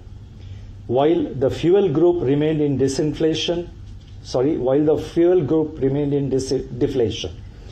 the expected moderation in headline inflation during the second quarter of 24-25, that is in the second quarter of the current financial year, on account of favorable base effects, is likely to reverse in the third quarter. This is something which I had also explained in the last monetary policy meeting in June, that in the third quarter we have a substantial advantage of the base effect, which may pull down the overall inflation numbers. But going forward, that base effect will wear out. Domestic growth, however, in these circumstances is holding up well on the back of steady urban consumption and improving rural consumption, coupled with strong investment demand. Amidst this confluence of factors, the MPC judged that it is important for monetary policy to stay the course while maintaining close vigil on the inflation trajectory and the risks thereof. Resilient and steady growth in GDP enables monetary policy to focus unambiguously on inflation. It must continue to be disinflationary and resolute in its commitment to aligning inflation to the target of 4% on a durable basis. Accordingly, the Monetary Policy Committee decided to keep the policy repo rate unchanged at 6.5% in this meeting. The commitment of monetary policy to ensure price stability would strengthen the foundations for a period of sustained growth. Now, this point needs to be appreciated, that ensuring price stability eventually results and supports a period of sustained growth. Without price stability, high growth cannot be sustained. So therefore, especially in a situation where our GDP growth is holding up well, we have decided to focus on inflation and ensure price stability, mainly to support growth. In these circumstances, the MPC reiterated the need to continue with the disinflationary stance of withdrawal of accommodation to ensure that inflation progressively aligns to the target while supporting growth. I would now like to provide an assessment of the growth and inflation conditions in India. But before that, let me briefly touch upon the global growth scenario. Global economic outlook exhibits steady, though uneven expansion. Manufacturing is indicating slowdown while services activity is holding up. Notwithstanding sticky services prices, inflation is receding grudgingly across major economies. With varying outlook for growth and inflation across countries, monetary policy is showing signs of divergence across jurisdictions. Several central banks are cautiously moving towards policy pivots, though through forward guidance and rate cuts. While at the same time, there has been tightening by a few central banks also. So on the one hand, you have several central banks which are moving towards a rate cut scenario, but on the other hand, you have a few economies which are on a rate hike mode. Global financial markets are exhibiting volatility. Bond yields and the dollar index have softened since the last meeting of the MPC in June. While the near-term outlook looks positive, I'm talking about global growth. While the near-term outlook looks positive, there are significant challenges to medium-term global growth outlook. Demographic shifts, climate change, geopolitical tensions and fragmentations, rising public debt, and new technologies such as artificial intelligence pose new sets of challenges. A coherent policy approach in which monetary policy is complemented by other policies to manage the policy trade-offs will be crucial to deal with such multiple challenges. Let me now turn to domestic growth. Domestic economic activity continues to be resilient. On the supply side, steady progress in southwest monsoon, higher cumulative kharif sowing, and improving reservoir levels augur very well for the kharif output. The likelihood of La Nina conditions developing during the second half of the monsoon season is likely to have a bearing on agricultural production in the current financial year. Manufacturing activity continues to gain ground on the back of improving domestic demand. The Index of Industrial Production, that is IIP, growth accelerated in May this year. Purchasing Managers Index, that is PMI for manufacturing, at 58.1 in July remained elevated. Services sector maintained buoyancy as evidenced by the available high-frequency indicators. Now, when I say high-frequency indicators, I have given a lot of details in the footnote of my statement, which, as you would know, will get uploaded immediately my statement is over. In fact, for almost, most of the statements which I am making, there is a lot of backup data which we have given in the footnotes. So in the interest of time, I am not reading out that data, but it is there in the footnote. So when the statement is uploaded, I would encourage you to please have a look at it. Similarly, PMI services stood strong at 60.3 in July and is above 60 for 7 consecutive months, indicating robust expansion of services.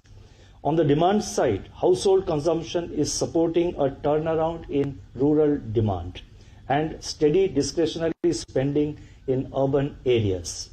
Fixed investment activity remained buoyant amid government's continued thrust on capex and other policy support from the government. Private corporate investment is gaining steam on the back of expansion in bank credit. Merchandise exports expanded in June, although at a slower pace.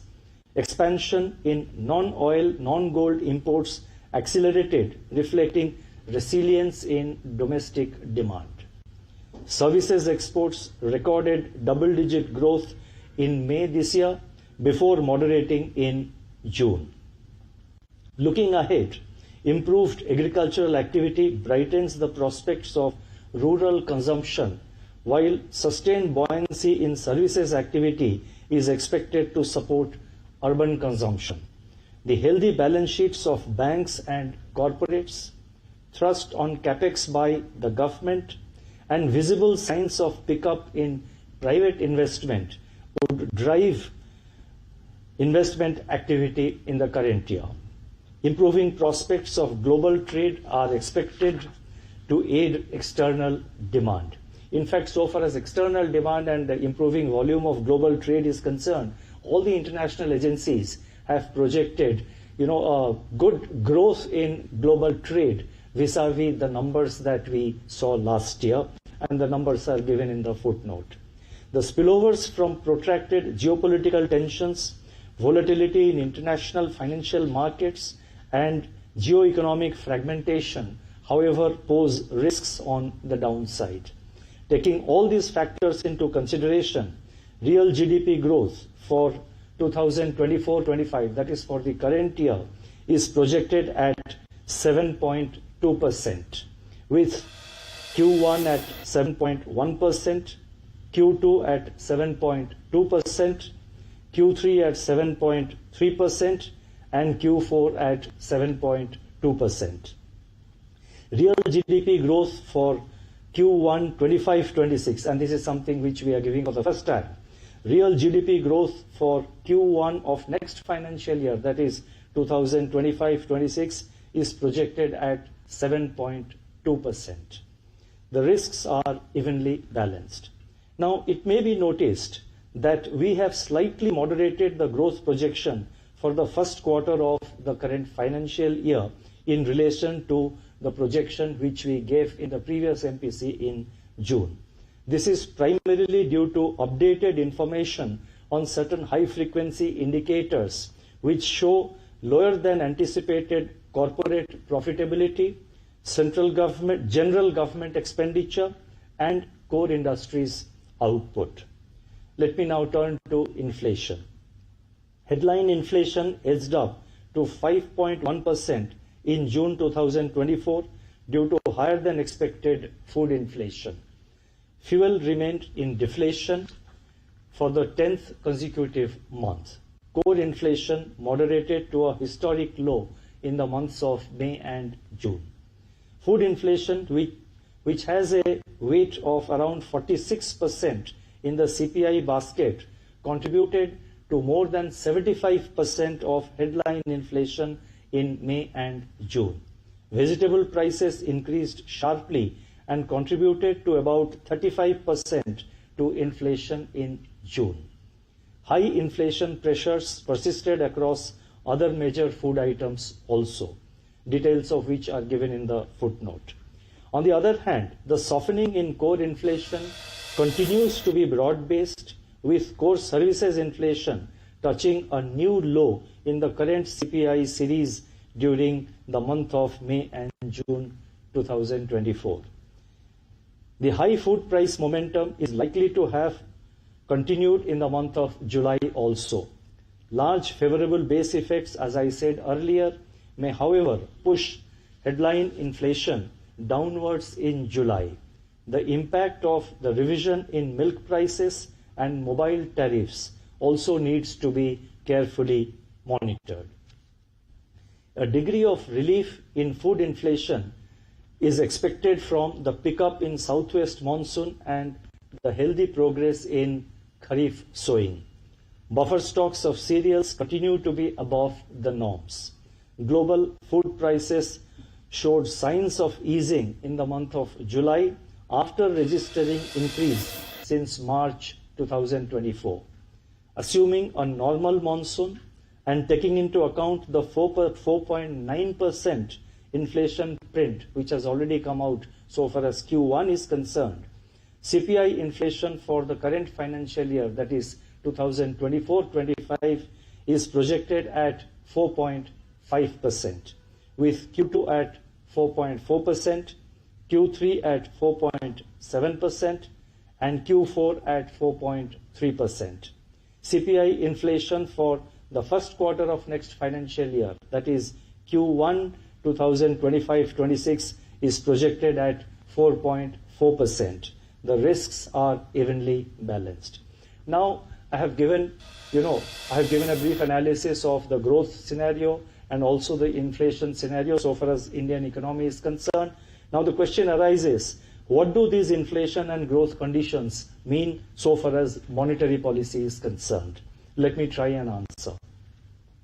As stated earlier, continuing food price shocks slowed the process of disinflation in Q1 2024-25. There is also considerable divergence between headline and core inflation.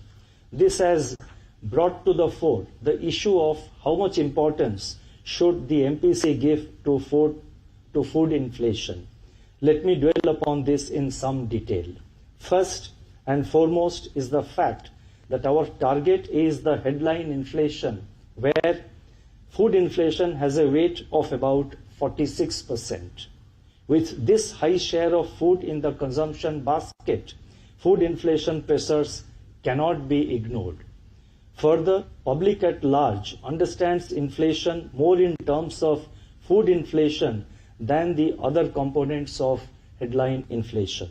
Therefore, we cannot and should not become complacent merely because core inflation has fallen considerably. Second, and equally important, is the reality that high food inflation adversely affects household inflation expectations, which have a significant impact on future trajectory of inflation. Household inflation expectations, after witnessing a moderating trend between May 2022 and September 2023, have edged up on the back of high food inflation since November 2023. Persistently high food inflation and unanchored inflation expectations, if they materialize, could lead to spillovers to core inflation through pickup in wages on cost of living considerations. This in turn could be passed on by firms in the form of higher prices for services as well as goods, especially in a scenario of strong aggregate demand.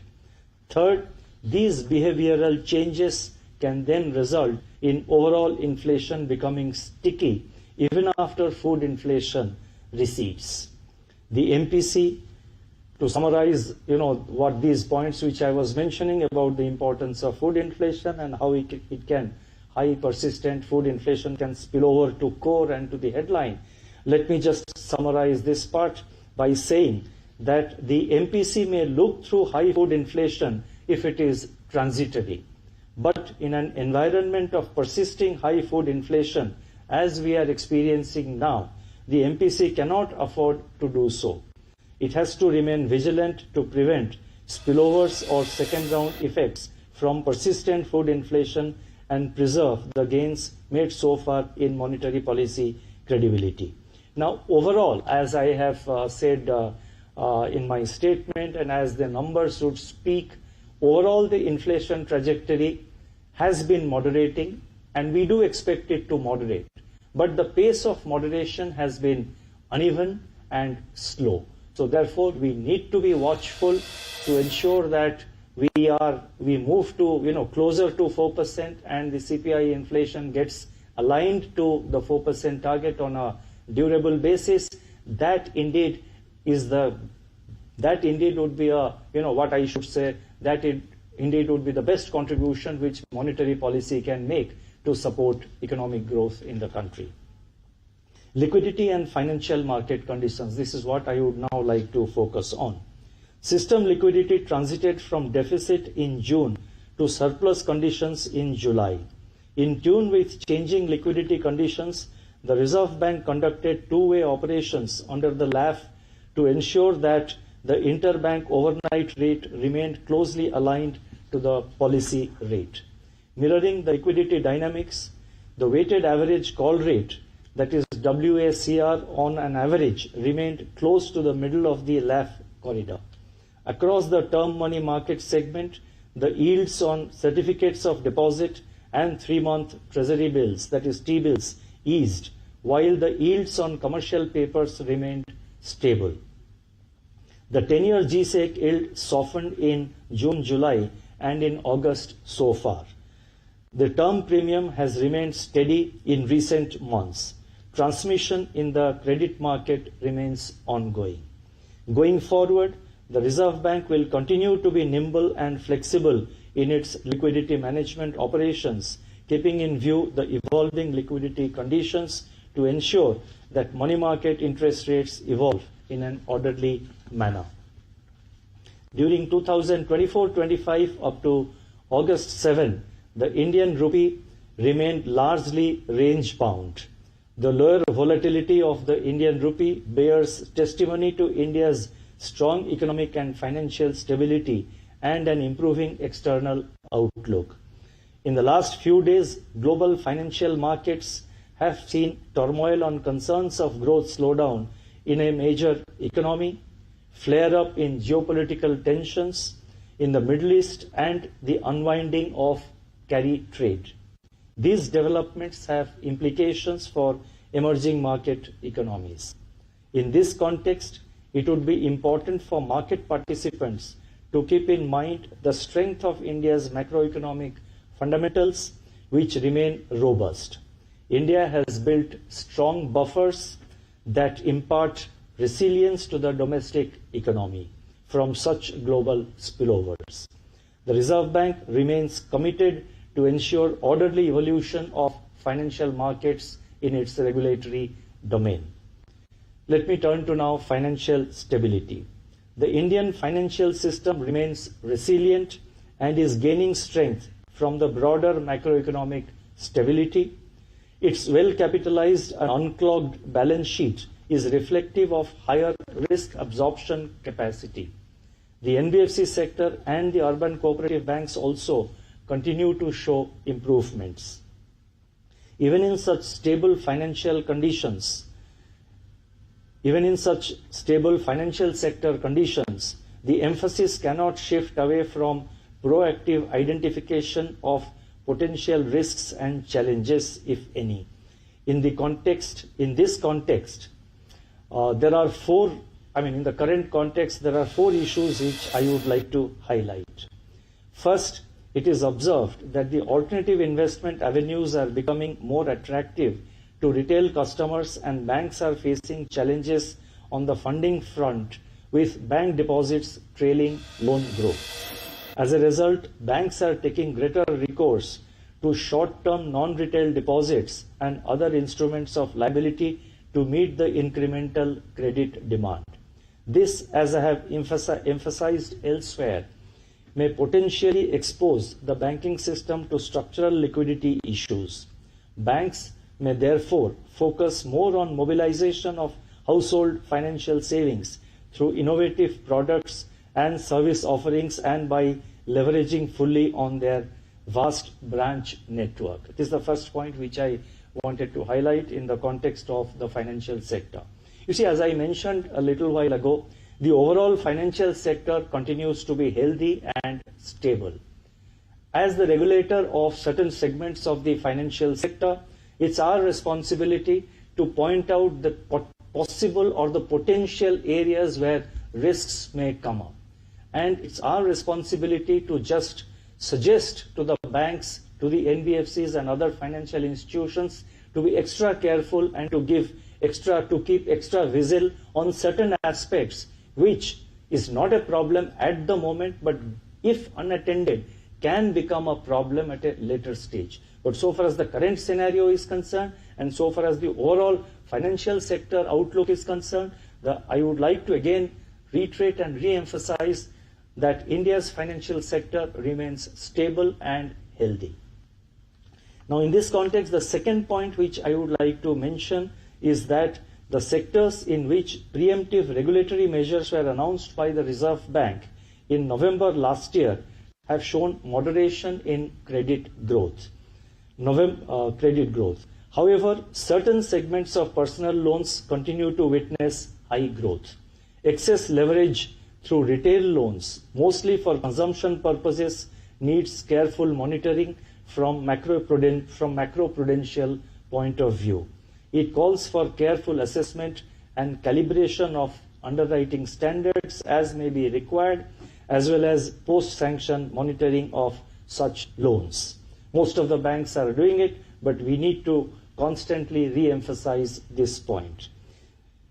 The third issue that is attracting our attention is home equity loans or top-up housing loans, as they are called in India, which have been growing at a brisk pace. Banks and NBFCs have also been offering top-up loans on other collateralized loans like gold loans. It is noticed that the regulatory prescriptions relating to loan-to-value, that is LTV ratio, risk weights and monitoring of end use of funds are not being strictly adhered to by certain entities. I repeat, certain entities. Such practices may lead to loan funds being deployed in unproductive segments or for speculative purposes. Banks and NBFCs would therefore be well advised to review such practices and take necessary remedial action. Fourth, recently there was an unprecedented outage globally which affected businesses in many countries.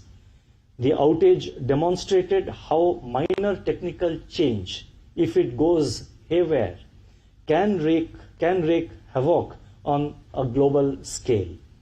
It also showed the fast-growing dependence on big techs and third-party technology solution providers. In this background, it is necessary that banks and financial institutions build appropriate risk management frameworks in their IT, cybersecurity, and third-party outsourcing arrangements to maintain operational resilience. The Reserve Bank has time and again emphasized the importance of robust business continuity plans, that is BCP, to deal with such incidents and situations. Now I would like to focus on the external sector.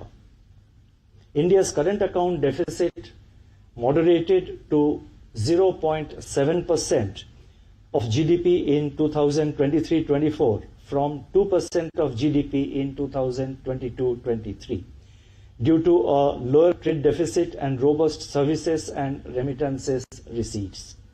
In the first quarter this year, that is in the first quarter of 24-25, merchandise trade deficit widened as imports grew faster than exports.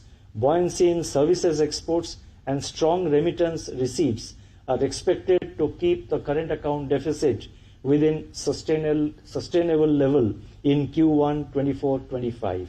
We expect current account deficit to remain eminently manageable during the current financial year. On the external financing side, foreign portfolio investors are turned net buyers in the domestic market from June 2024 with net inflows of $9.7 billion during June-August, that is till August 6, after witnessing outflows of $4.2 billion in April and May. Foreign direct investment, that is FDI flows, picked up in 2024-25 as gross FDI rose by more than 20% during April and May 2024, while net FDI flows doubled during this period compared to the corresponding period of the previous year. External commercial borrowings moderated during April-June in the current financial year, while non-resident deposits recorded higher net inflows during April-May compared to the previous year. India's foreign exchange reserves, this is something worth noting, India's foreign exchange reserves reached a historical high of $675 billion as of August 2nd, 2024. Overall, India's external sector remains resilient as key indicators continue to improve. We remain confident of meeting our external financing requirements confidently. Now, there are certain additional measures. There are 5 of them, and I would like to announce them quickly. First relates to public repository, that is creation of a public repository of digital lending apps. The Reserve Bank has taken several measures for the orderly development of the digital lending ecosystem in India.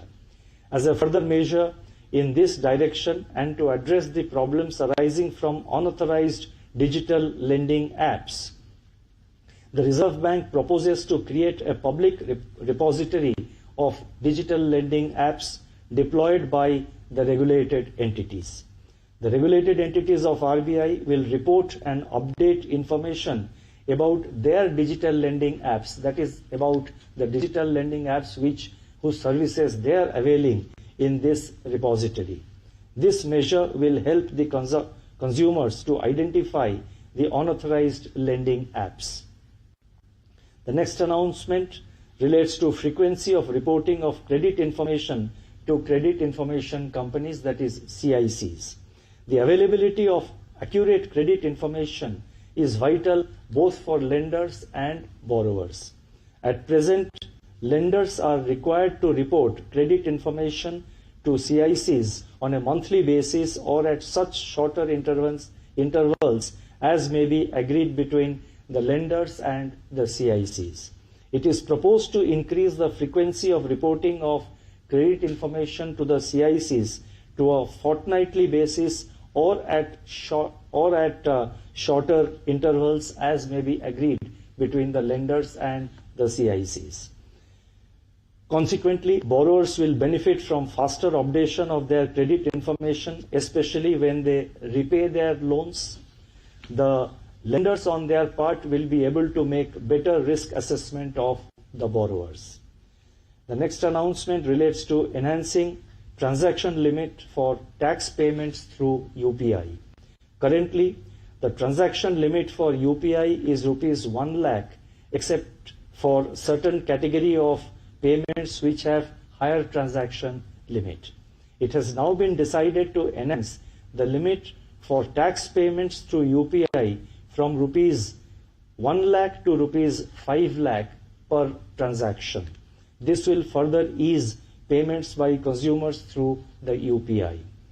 Next announcement relates to introduction of delegated payments through the UPI. It is proposed to introduce a facility of delegated payments in the UPI. This should enable an individual, that is a primary user, to allow another individual, namely a secondary user, to make UPI transactions up to a limit to be set by the primary user from the primary user's bank account without the need for the secondary user to have a separate bank account linked to UPI. This will further deepen the reach and usage of digital payments, in particular the UPI. The next announcement, and that's the last announcement which is very important, is continuous clearing of checks. This is something which will have wide-ranging impact, and it's a step towards having greater ease of doing business for individuals as well as for entities. At present, check clearing through check truncation system, that is CTS, operates on a batch processing mode and has a clearing cycle of up to 2 working days. It is proposed to reduce the clearing cycle by introducing continuous clearing with on-realization settlement in the check truncation system. This means that checks will be cleared within a few hours on the day of presentation itself. This will speed up check payments and benefit both the payer, that is the drawee of the check. So this will benefit both the payer and the payee. Now let me try and conclude. I have provided broad analysis of the inflation situation, the growth inflation dynamics. Then I have highlighted on the financial sector, I have highlighted on the external sector, and I have also made certain announcements, and I now proceed to conclude. As I said, inflation, I just repeat it for the sake of putting things in perspective. Inflation, that is headline inflation, is moderating, but the pace is uneven and slow. Therefore, we need to be watchful, and we are watchful of the inflation scenario. We are also watchful of the growth trajectory, and both of them appear to be moving in a very balanced manner. Financial sector remains stable. Our external sector also remains stable.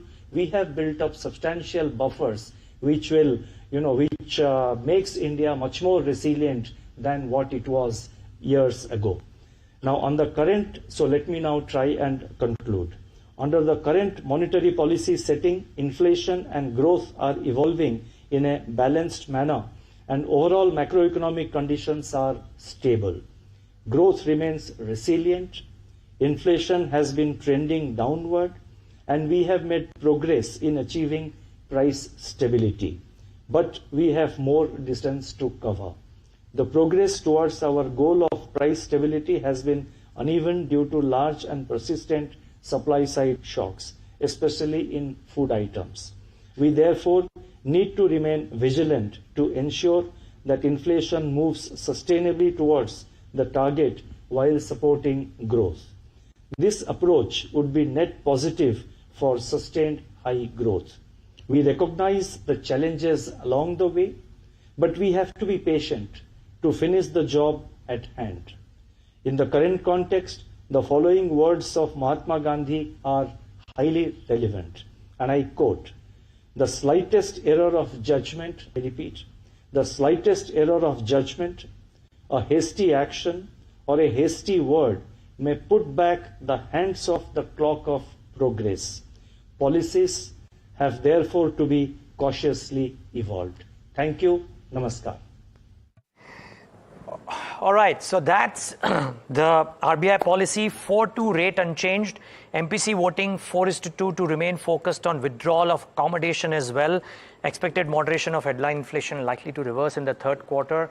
Growth strong despite the first quarter being revised slightly lower. So interesting mix in a policy which didn't maybe give too much, really. So my top 3 or 4 things which I thought were key is that once again you have a 4:2. So not a full consensus on either rates or outlook. I thought the governor was, I wouldn't completely say hawkish, but fairly stern in his tone. If anyone was waiting for a stance change, that was not coming in.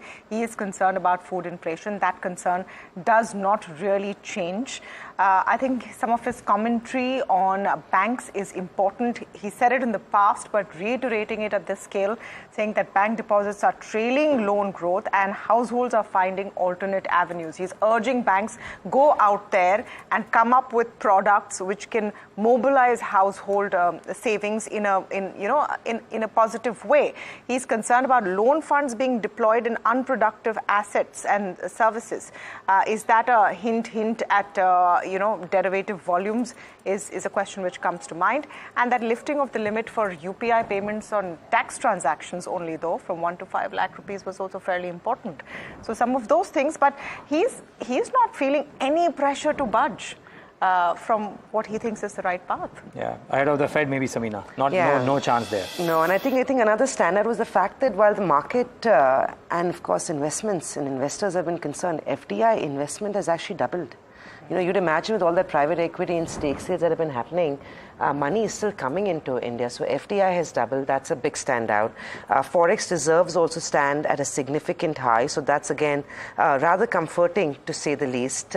He's also talked about strong service sector expansion and robust fixed investment. So those are, again, 2 very strong positives that come out of the speech. Explicitly concerned and worried about banks. And this was, again, expected, right? Because what banks are doing is they're raising money that is not sticky, that is short-term in nature, while they're being urged to attract deposits. The question is, how do you do it? You cannot offer rates that are, of course, going to be far higher or lower than what they're lending at. But Tanvi Gupta of UBS India, Jaideep Iyer of RBL Bank both join in with their quick reactions on the much anticipated RBI policy meet.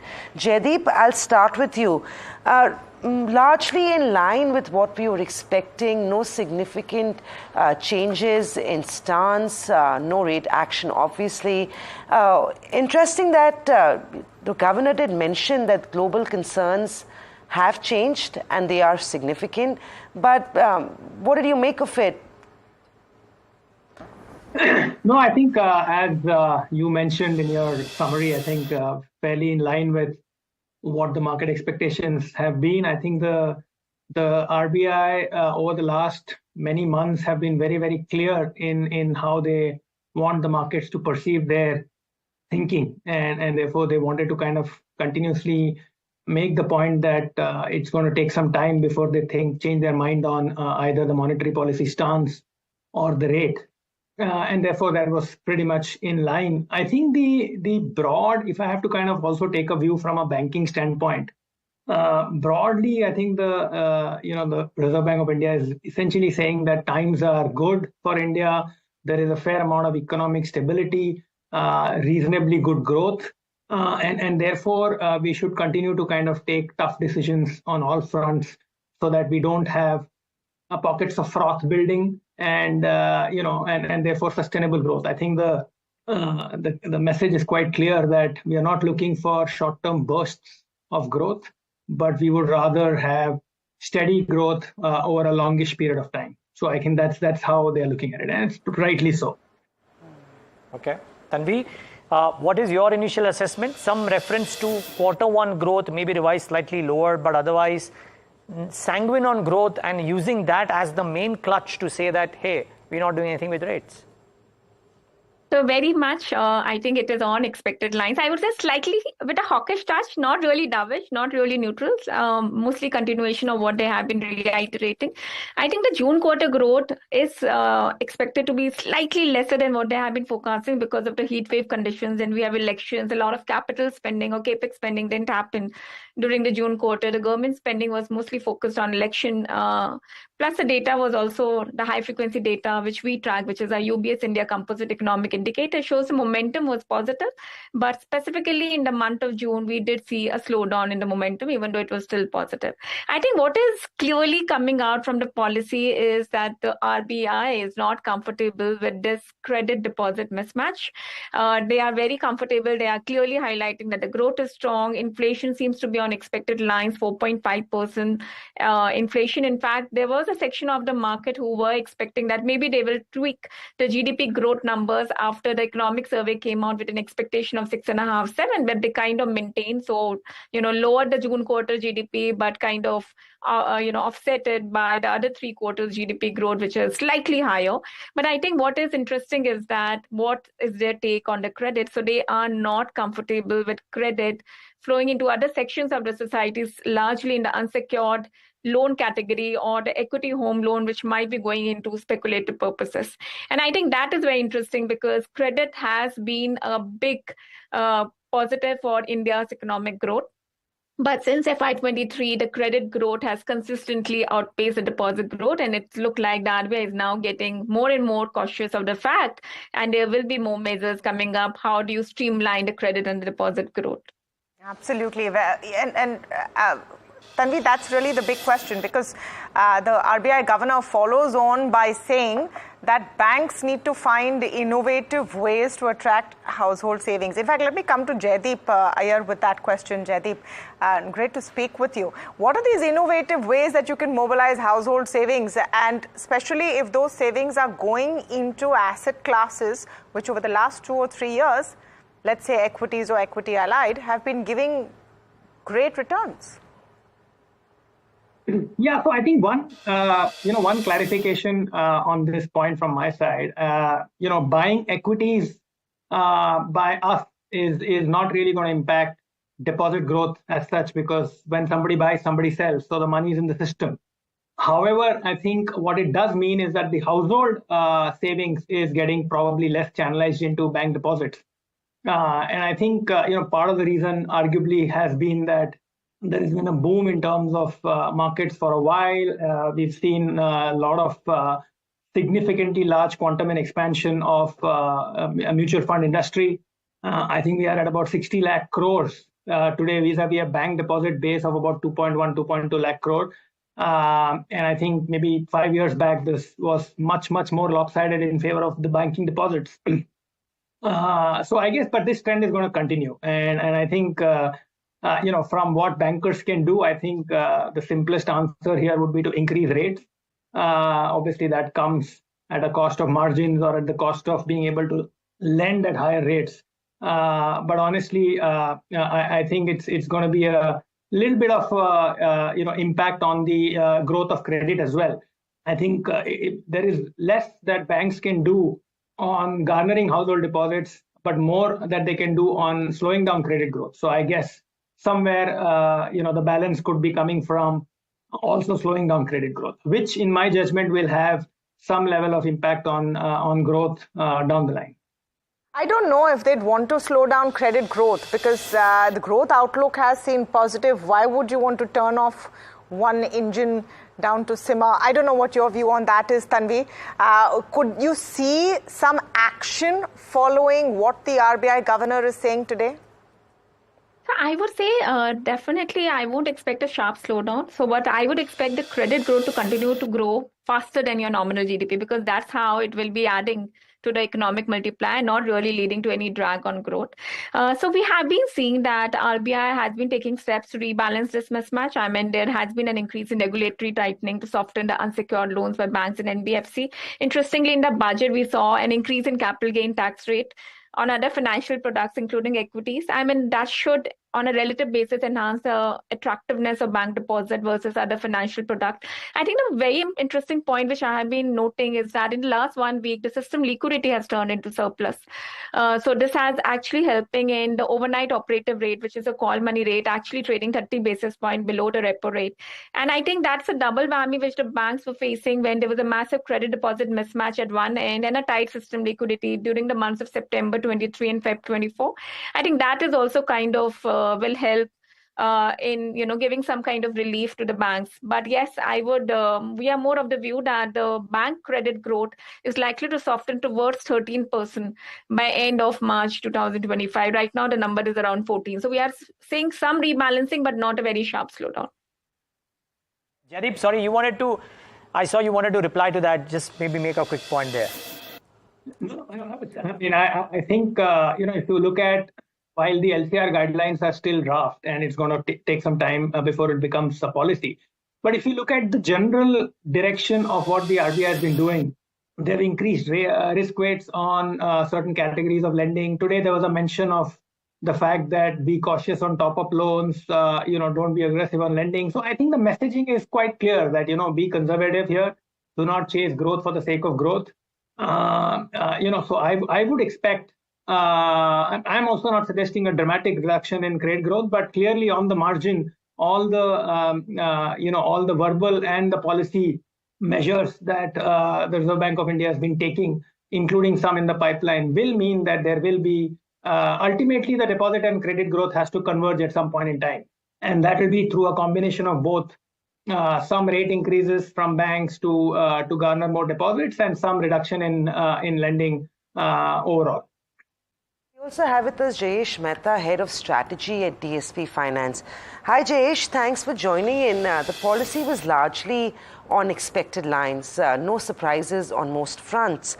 But tell me, we are not setting ourselves up for a rate cut at this stage. What do you think will it take for the RBI to move on rate action? Because we don't have an economy that's deteriorating. Neither do we have inflation that's moved so disinflationary that rates need to be cut.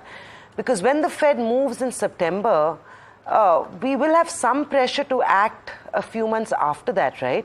Would that be the only reason you think? Would that be a reason good enough for for the RBI to move when it does? So I think, as you saw also, there were two members wanting a rate cut, right? And there are people talking about a rate cut because even right now, assuming global instability was not there or we had some direction on the major, it would have been very different. Jayesh, I think we're struggling with your audio, so we'll come back to you in a minute.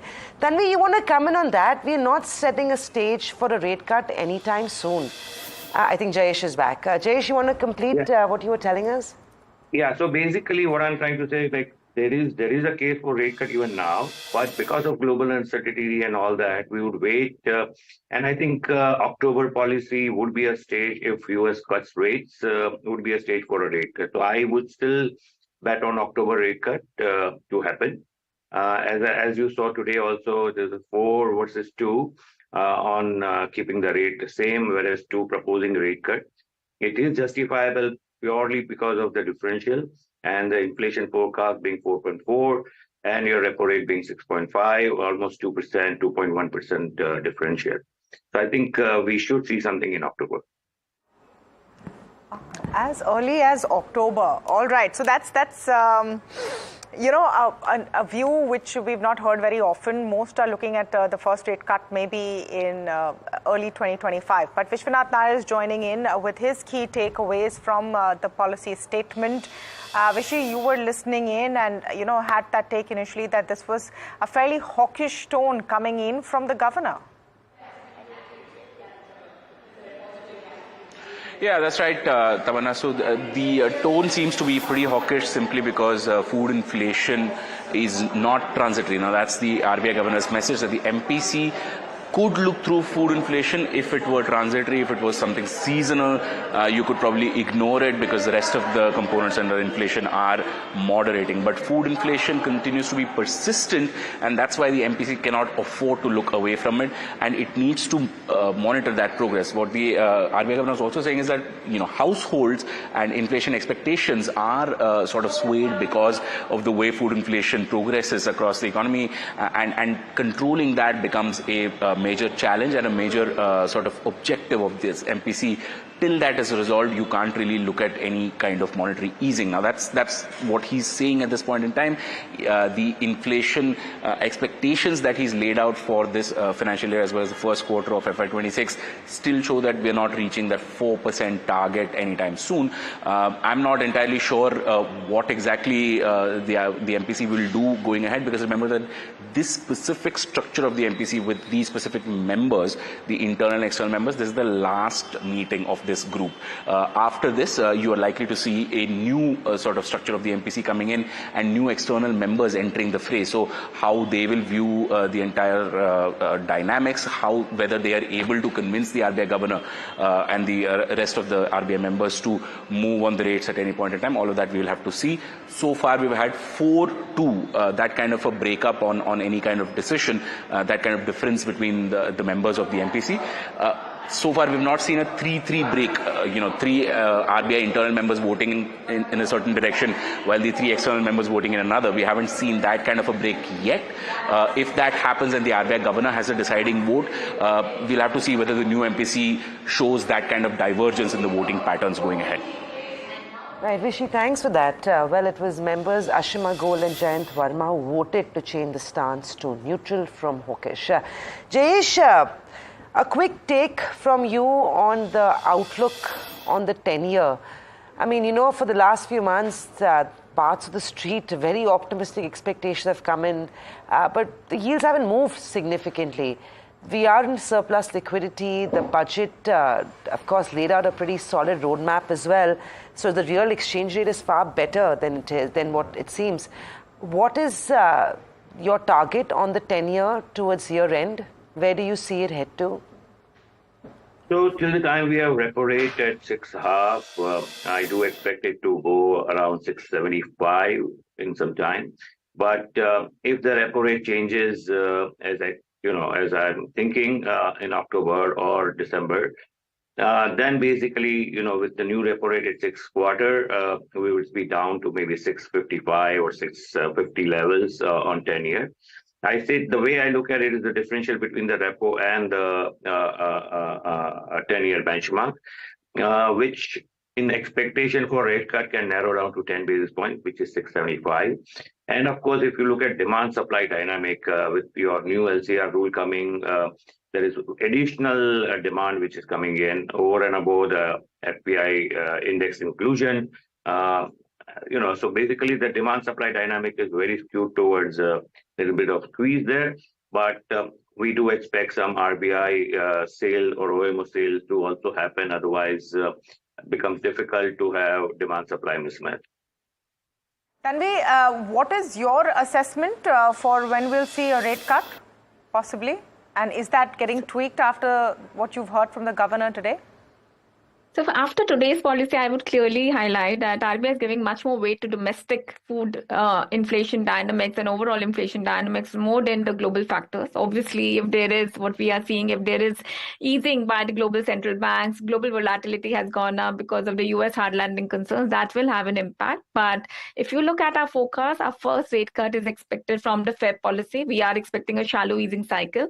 But when I look at my inflation forecast for FY25, we are actually 20 basis points below than what RBI is forecasting of 4.5. So I would say in that sense, if monsoons turn out to be good, we do see slowdown in the food inflationary pressures because 22% of the CPI basket is directly and indirectly impacted by monsoons. I would say there is definitely an increased probability of a rate cut to happen in the December policy. Considering the liquidity in the system is already into surplus, the stance could actually be changed sooner than later. Whether they do it in the October policy or they do it directly, whenever they are changing the policy rate along with, changing the policy stance, that is something which RBI will need to decide depending upon the incoming data. So we have a 50 basis point rate cut, mostly fair, but could be preponed to December, but definitely not expecting in the October policy at the moment. Okay. Jaideep, same question to you before we wrap up the coverage. When do you expect the big cut to come in? From a banking standpoint, I would prefer a change in stance and easy liquidity for a while before we do a rate cut. I think the last thing that banks would want is a rate cut with tight liquidity situation. Hopefully that doesn't happen. And I think given what I'm hearing, and I would agree with Tanvi, I think the earliest would be December. I think the RBI is in no mood to kind of take it easy till the time they feel that things are really, really under control. So yeah, I guess I'm hoping that of a change in stance in October and a rate cut in either December or February. Wow. Okay. So we have got October, December and February as well. So all three on the table. Let's see if a change of stance happens before that or no. But all of you, thank you so much for taking the time out and joining us for the perspective. Look forward to talking to you in the next policies as well. Yeah. Thank you. Just a quick one before we wrap this edition, a check on how the markets have been doing. We've sort of ignored them in the last few minutes while we were too busy tracking the policy. The Nifty is down and out, exactly what we were expecting in terms of the handover we got from world markets. A little bit of reaction post the policy. It's at the day's low point as we see it, 24,150, down 150 points on the index, 0.6% lower. The breadth of the market's relatively weak. The bias very clearly on the sell side. You've got a handful of stocks that are looking okay. Interestingly, HDFC Bank is one of those top gainers, the only banking name in the green as we see it. Apart from that, on the sell side, OMCs, tech, anything that's global facing is seeing some weakness in the session. On the broader markets, the Nifty 500 is also down 0.4%. Amongst your big loser is a bunch of stocks are reacting to earnings. So Balaji, Amines, Lemon Tree, Maharashtra Seamless, Godrej Consumer are down and out, while stocks like BSC and DCM Shriram are gaining significantly. Well, that's just adding Paytm just for a second, because remember the UPI transaction limit has gone up for taxes only, I'm told, but from 1 lakh to 5 lakh. Is that a precursor for UPI payment gateways? Just the intraday Paytm chart, as that conversation was happening, has spiked up. So that's at least one clear policy impact that we can see. But yeah, that's all the time we have. Thank you so much for joining us. A lot more coming up on the other side on NDTV Profits.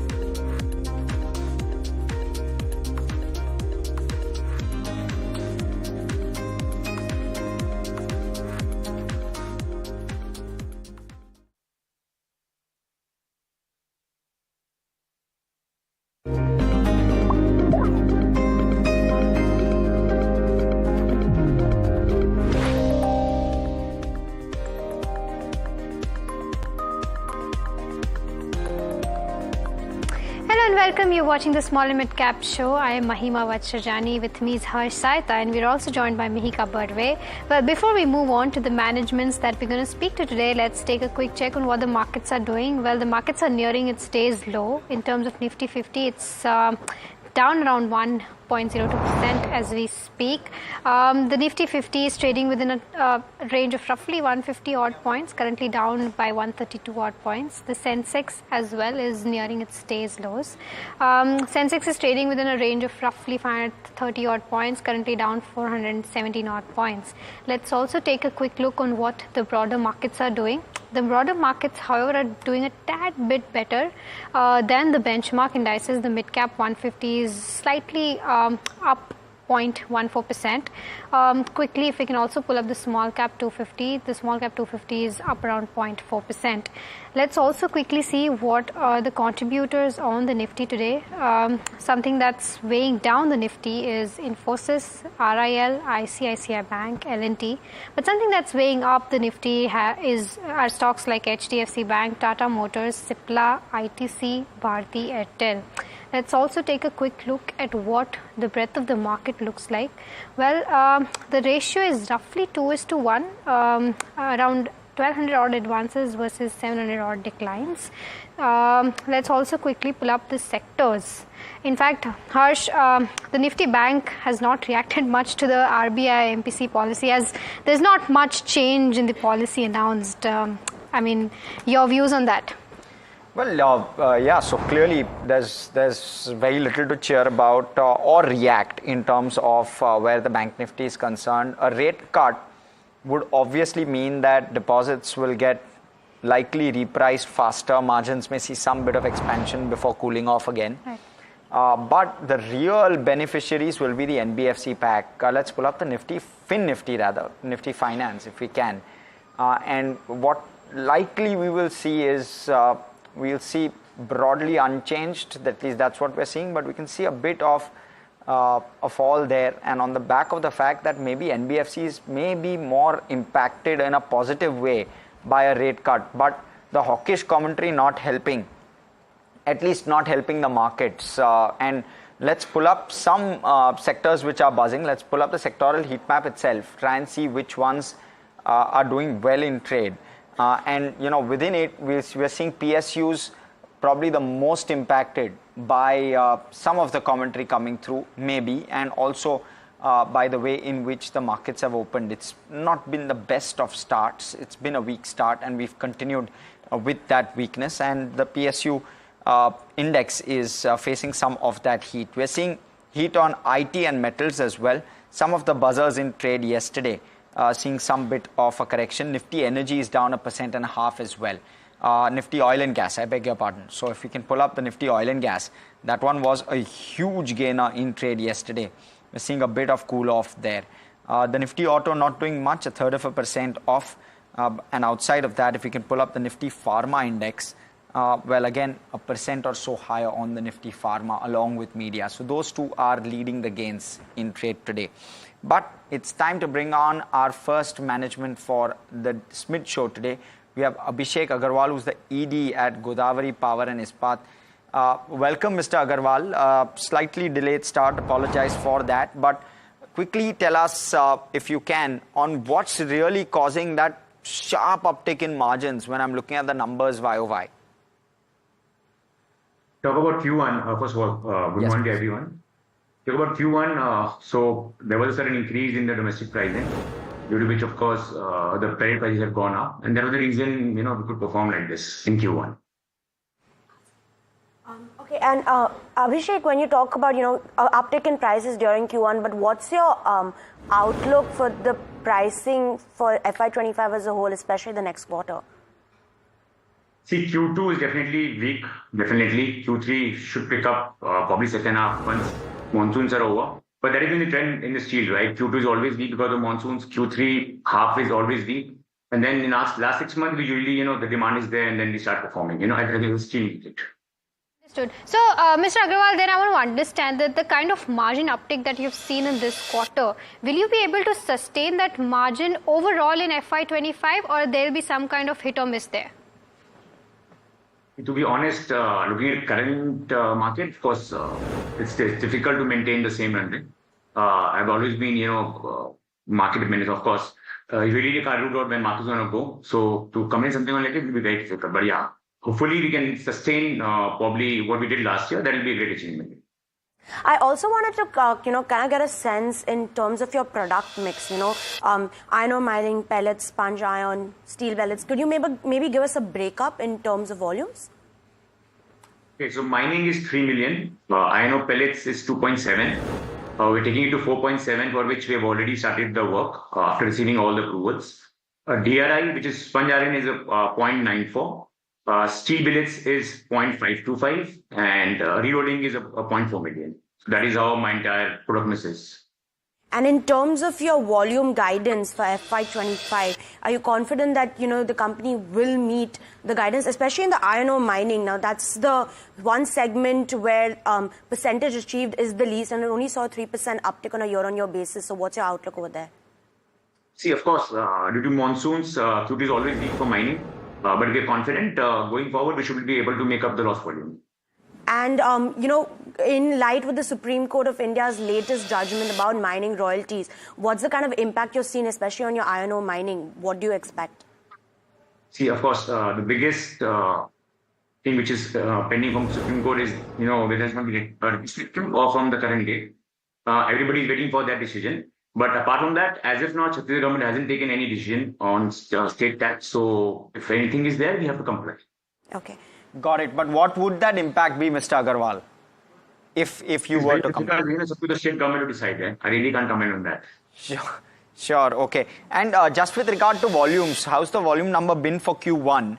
And what's the kind of overall expectation in terms of growth, volume versus value for FY25? The guidance we're given for 25, we are confident we'll be achieving it across the products. Q1 of, more or less, if you see, somewhere is 5% down, somewhere is 2% up. So more or less, the production has been as per the target. And that is how we plan for the entire rest of the year as well. So we're confident we will achieve the desired volumes. Okay. And Mr. Agarwal, what is the kind of overall capex that you've planned for FY25 and how will that be funded? Okay, so for FY25, as I mentioned, a new pellet capacity has started the work. So that one and the one in the iron ore mining, along with beneficiation. So that capex will be the outgo for this year, for which the work has already started in the pellet plant. For mining, we have received part approvals for which the work has started, and we are waiting for the remaining approvals for work to start. Right. Can you quantify that amount for us? It should be about 800 crores for this project. Okay. And, in terms of the kind of revenue potential, from your different segments, in terms of iron ore, mining, pellet, integrated steel plant expansion, what is the kind of revenue uptick overall in FY25 that you're expecting? Very difficult. I think at least 10% in the last year we should be able to do that because of better volumes in certain products. For example, in the steel billets, the volume is going to go up, especially in the rolling side as well. So I think from last year comparison, I think we should be up 10% this year. Hopefully, if the market sustains. Yeah, but you've been advantaged by favorable pricing as well. So would that at all change that double-digit growth guidance number? Is what we're trying to gather. When it comes to our production, we will be producing at par or a little more than the last year. But especially on the top revenue side, the earnings depends on the pricing. Today, Q2, the steel prices are, 3 years low. So Q2, if you compare compared to, probably last year Q2, there will be a huge difference. So it's very challenging to, really comment, we should be able to achieve or not. Because the scenario is such right now. I also wanted to get a sense of the integrated steel plant. Now, I know environmental approval is pending. So when do you expect that coming through and what's the kind of execution timeline post the approvals and the project cost as a whole? The work is in progress. There have been delays due to certain conditions which are out of our control. So hopefully, we should be able to, get the desired EC by end of Q3. Earlier, the guidance was, end of Q2, early Q3. So there's a slight delay there. And parallelly, we have been working, along with the suppliers and the entire project. So once we have the desired approvals, we will start the work immediately. Got it. And in terms of the investment going on to the integrated steel plant? See, I think, right now we've envisaged about 6,000 crores, plus minus 10%. But of course, so hopefully we should be able to achieve, in the design number. But any changes there, we will definitely, inform everybody. Right. Abhishek, you're sitting on roughly 870 plus Q1 cash reserves. So your cash reserves seem to be strong. Your capex, if I heard correctly, is limited, at least for FY25. Please correct me if I'm wrong. So what's the plan with regard to the cash, if at all there isn't a plan to utilize it for capex? See, whatever, free reserve we have been distributing to our shareholders time and again. Then the buyback twice, then we recently announced a split as well as a special dividend on account of 25 years of the company. So, we have been giving back to the shareholders, as and when, there's a possibility. But looking forward, since the capex cycle has begun, if market sustains, so hopefully, the target is not to borrow long-term debt. So if we're able to achieve that, we are much happy to, give it back to shareholders again and again. And we have a dividend policy in place, which clearly states, what will be the daily dividend depending on profit. So that is very clear as well. Right, Mr. Agarwal, one last question before I let you go. As far as I understand, the finished steel product realization was down around 5 to 6% this quarter. What is the outlook overall for FY25 for this number? See, if the market continues like this, of course, India is a net importer of steel. So that is also playing its own role. And plus, I feel the demand is quite weak right now. The monsoons have been quite heavy. Hopefully, the demand should come back going forward. And I think the prices should come back at least, what they were probably, Q1, which is like 10% from here on. So let's hope how the market plays. Yes. And, we also want to ask you about your solar power project. Now, 20 megawatts is completed, if I'm not wrong. What's the progress on the balance 70 megawatts? See, the 70 megawatts which we have planned is for the new pellet plant capacity of 2 million, for which we have already started scouting for the land. So that project will only take 10 months. So parallelly, the pellet plant will come up and the power requirement will be coming up through solar. And in terms of commissioned plant, we already have 45 megawatts commissioned at group level. Okay, well, Mr. Agarwal, thank you so much for giving us those insights on Godavari Power. And thank you so much for taking your time and speaking with us at NDTV Profit. And I'd also like to thank Mika Barve for joining us with this particular conversation. But with that, it's time to slip into a short break. On the other side, we'll be joined by the management of Dr. Lal Path Labs. So stay tuned to NDTV Profit.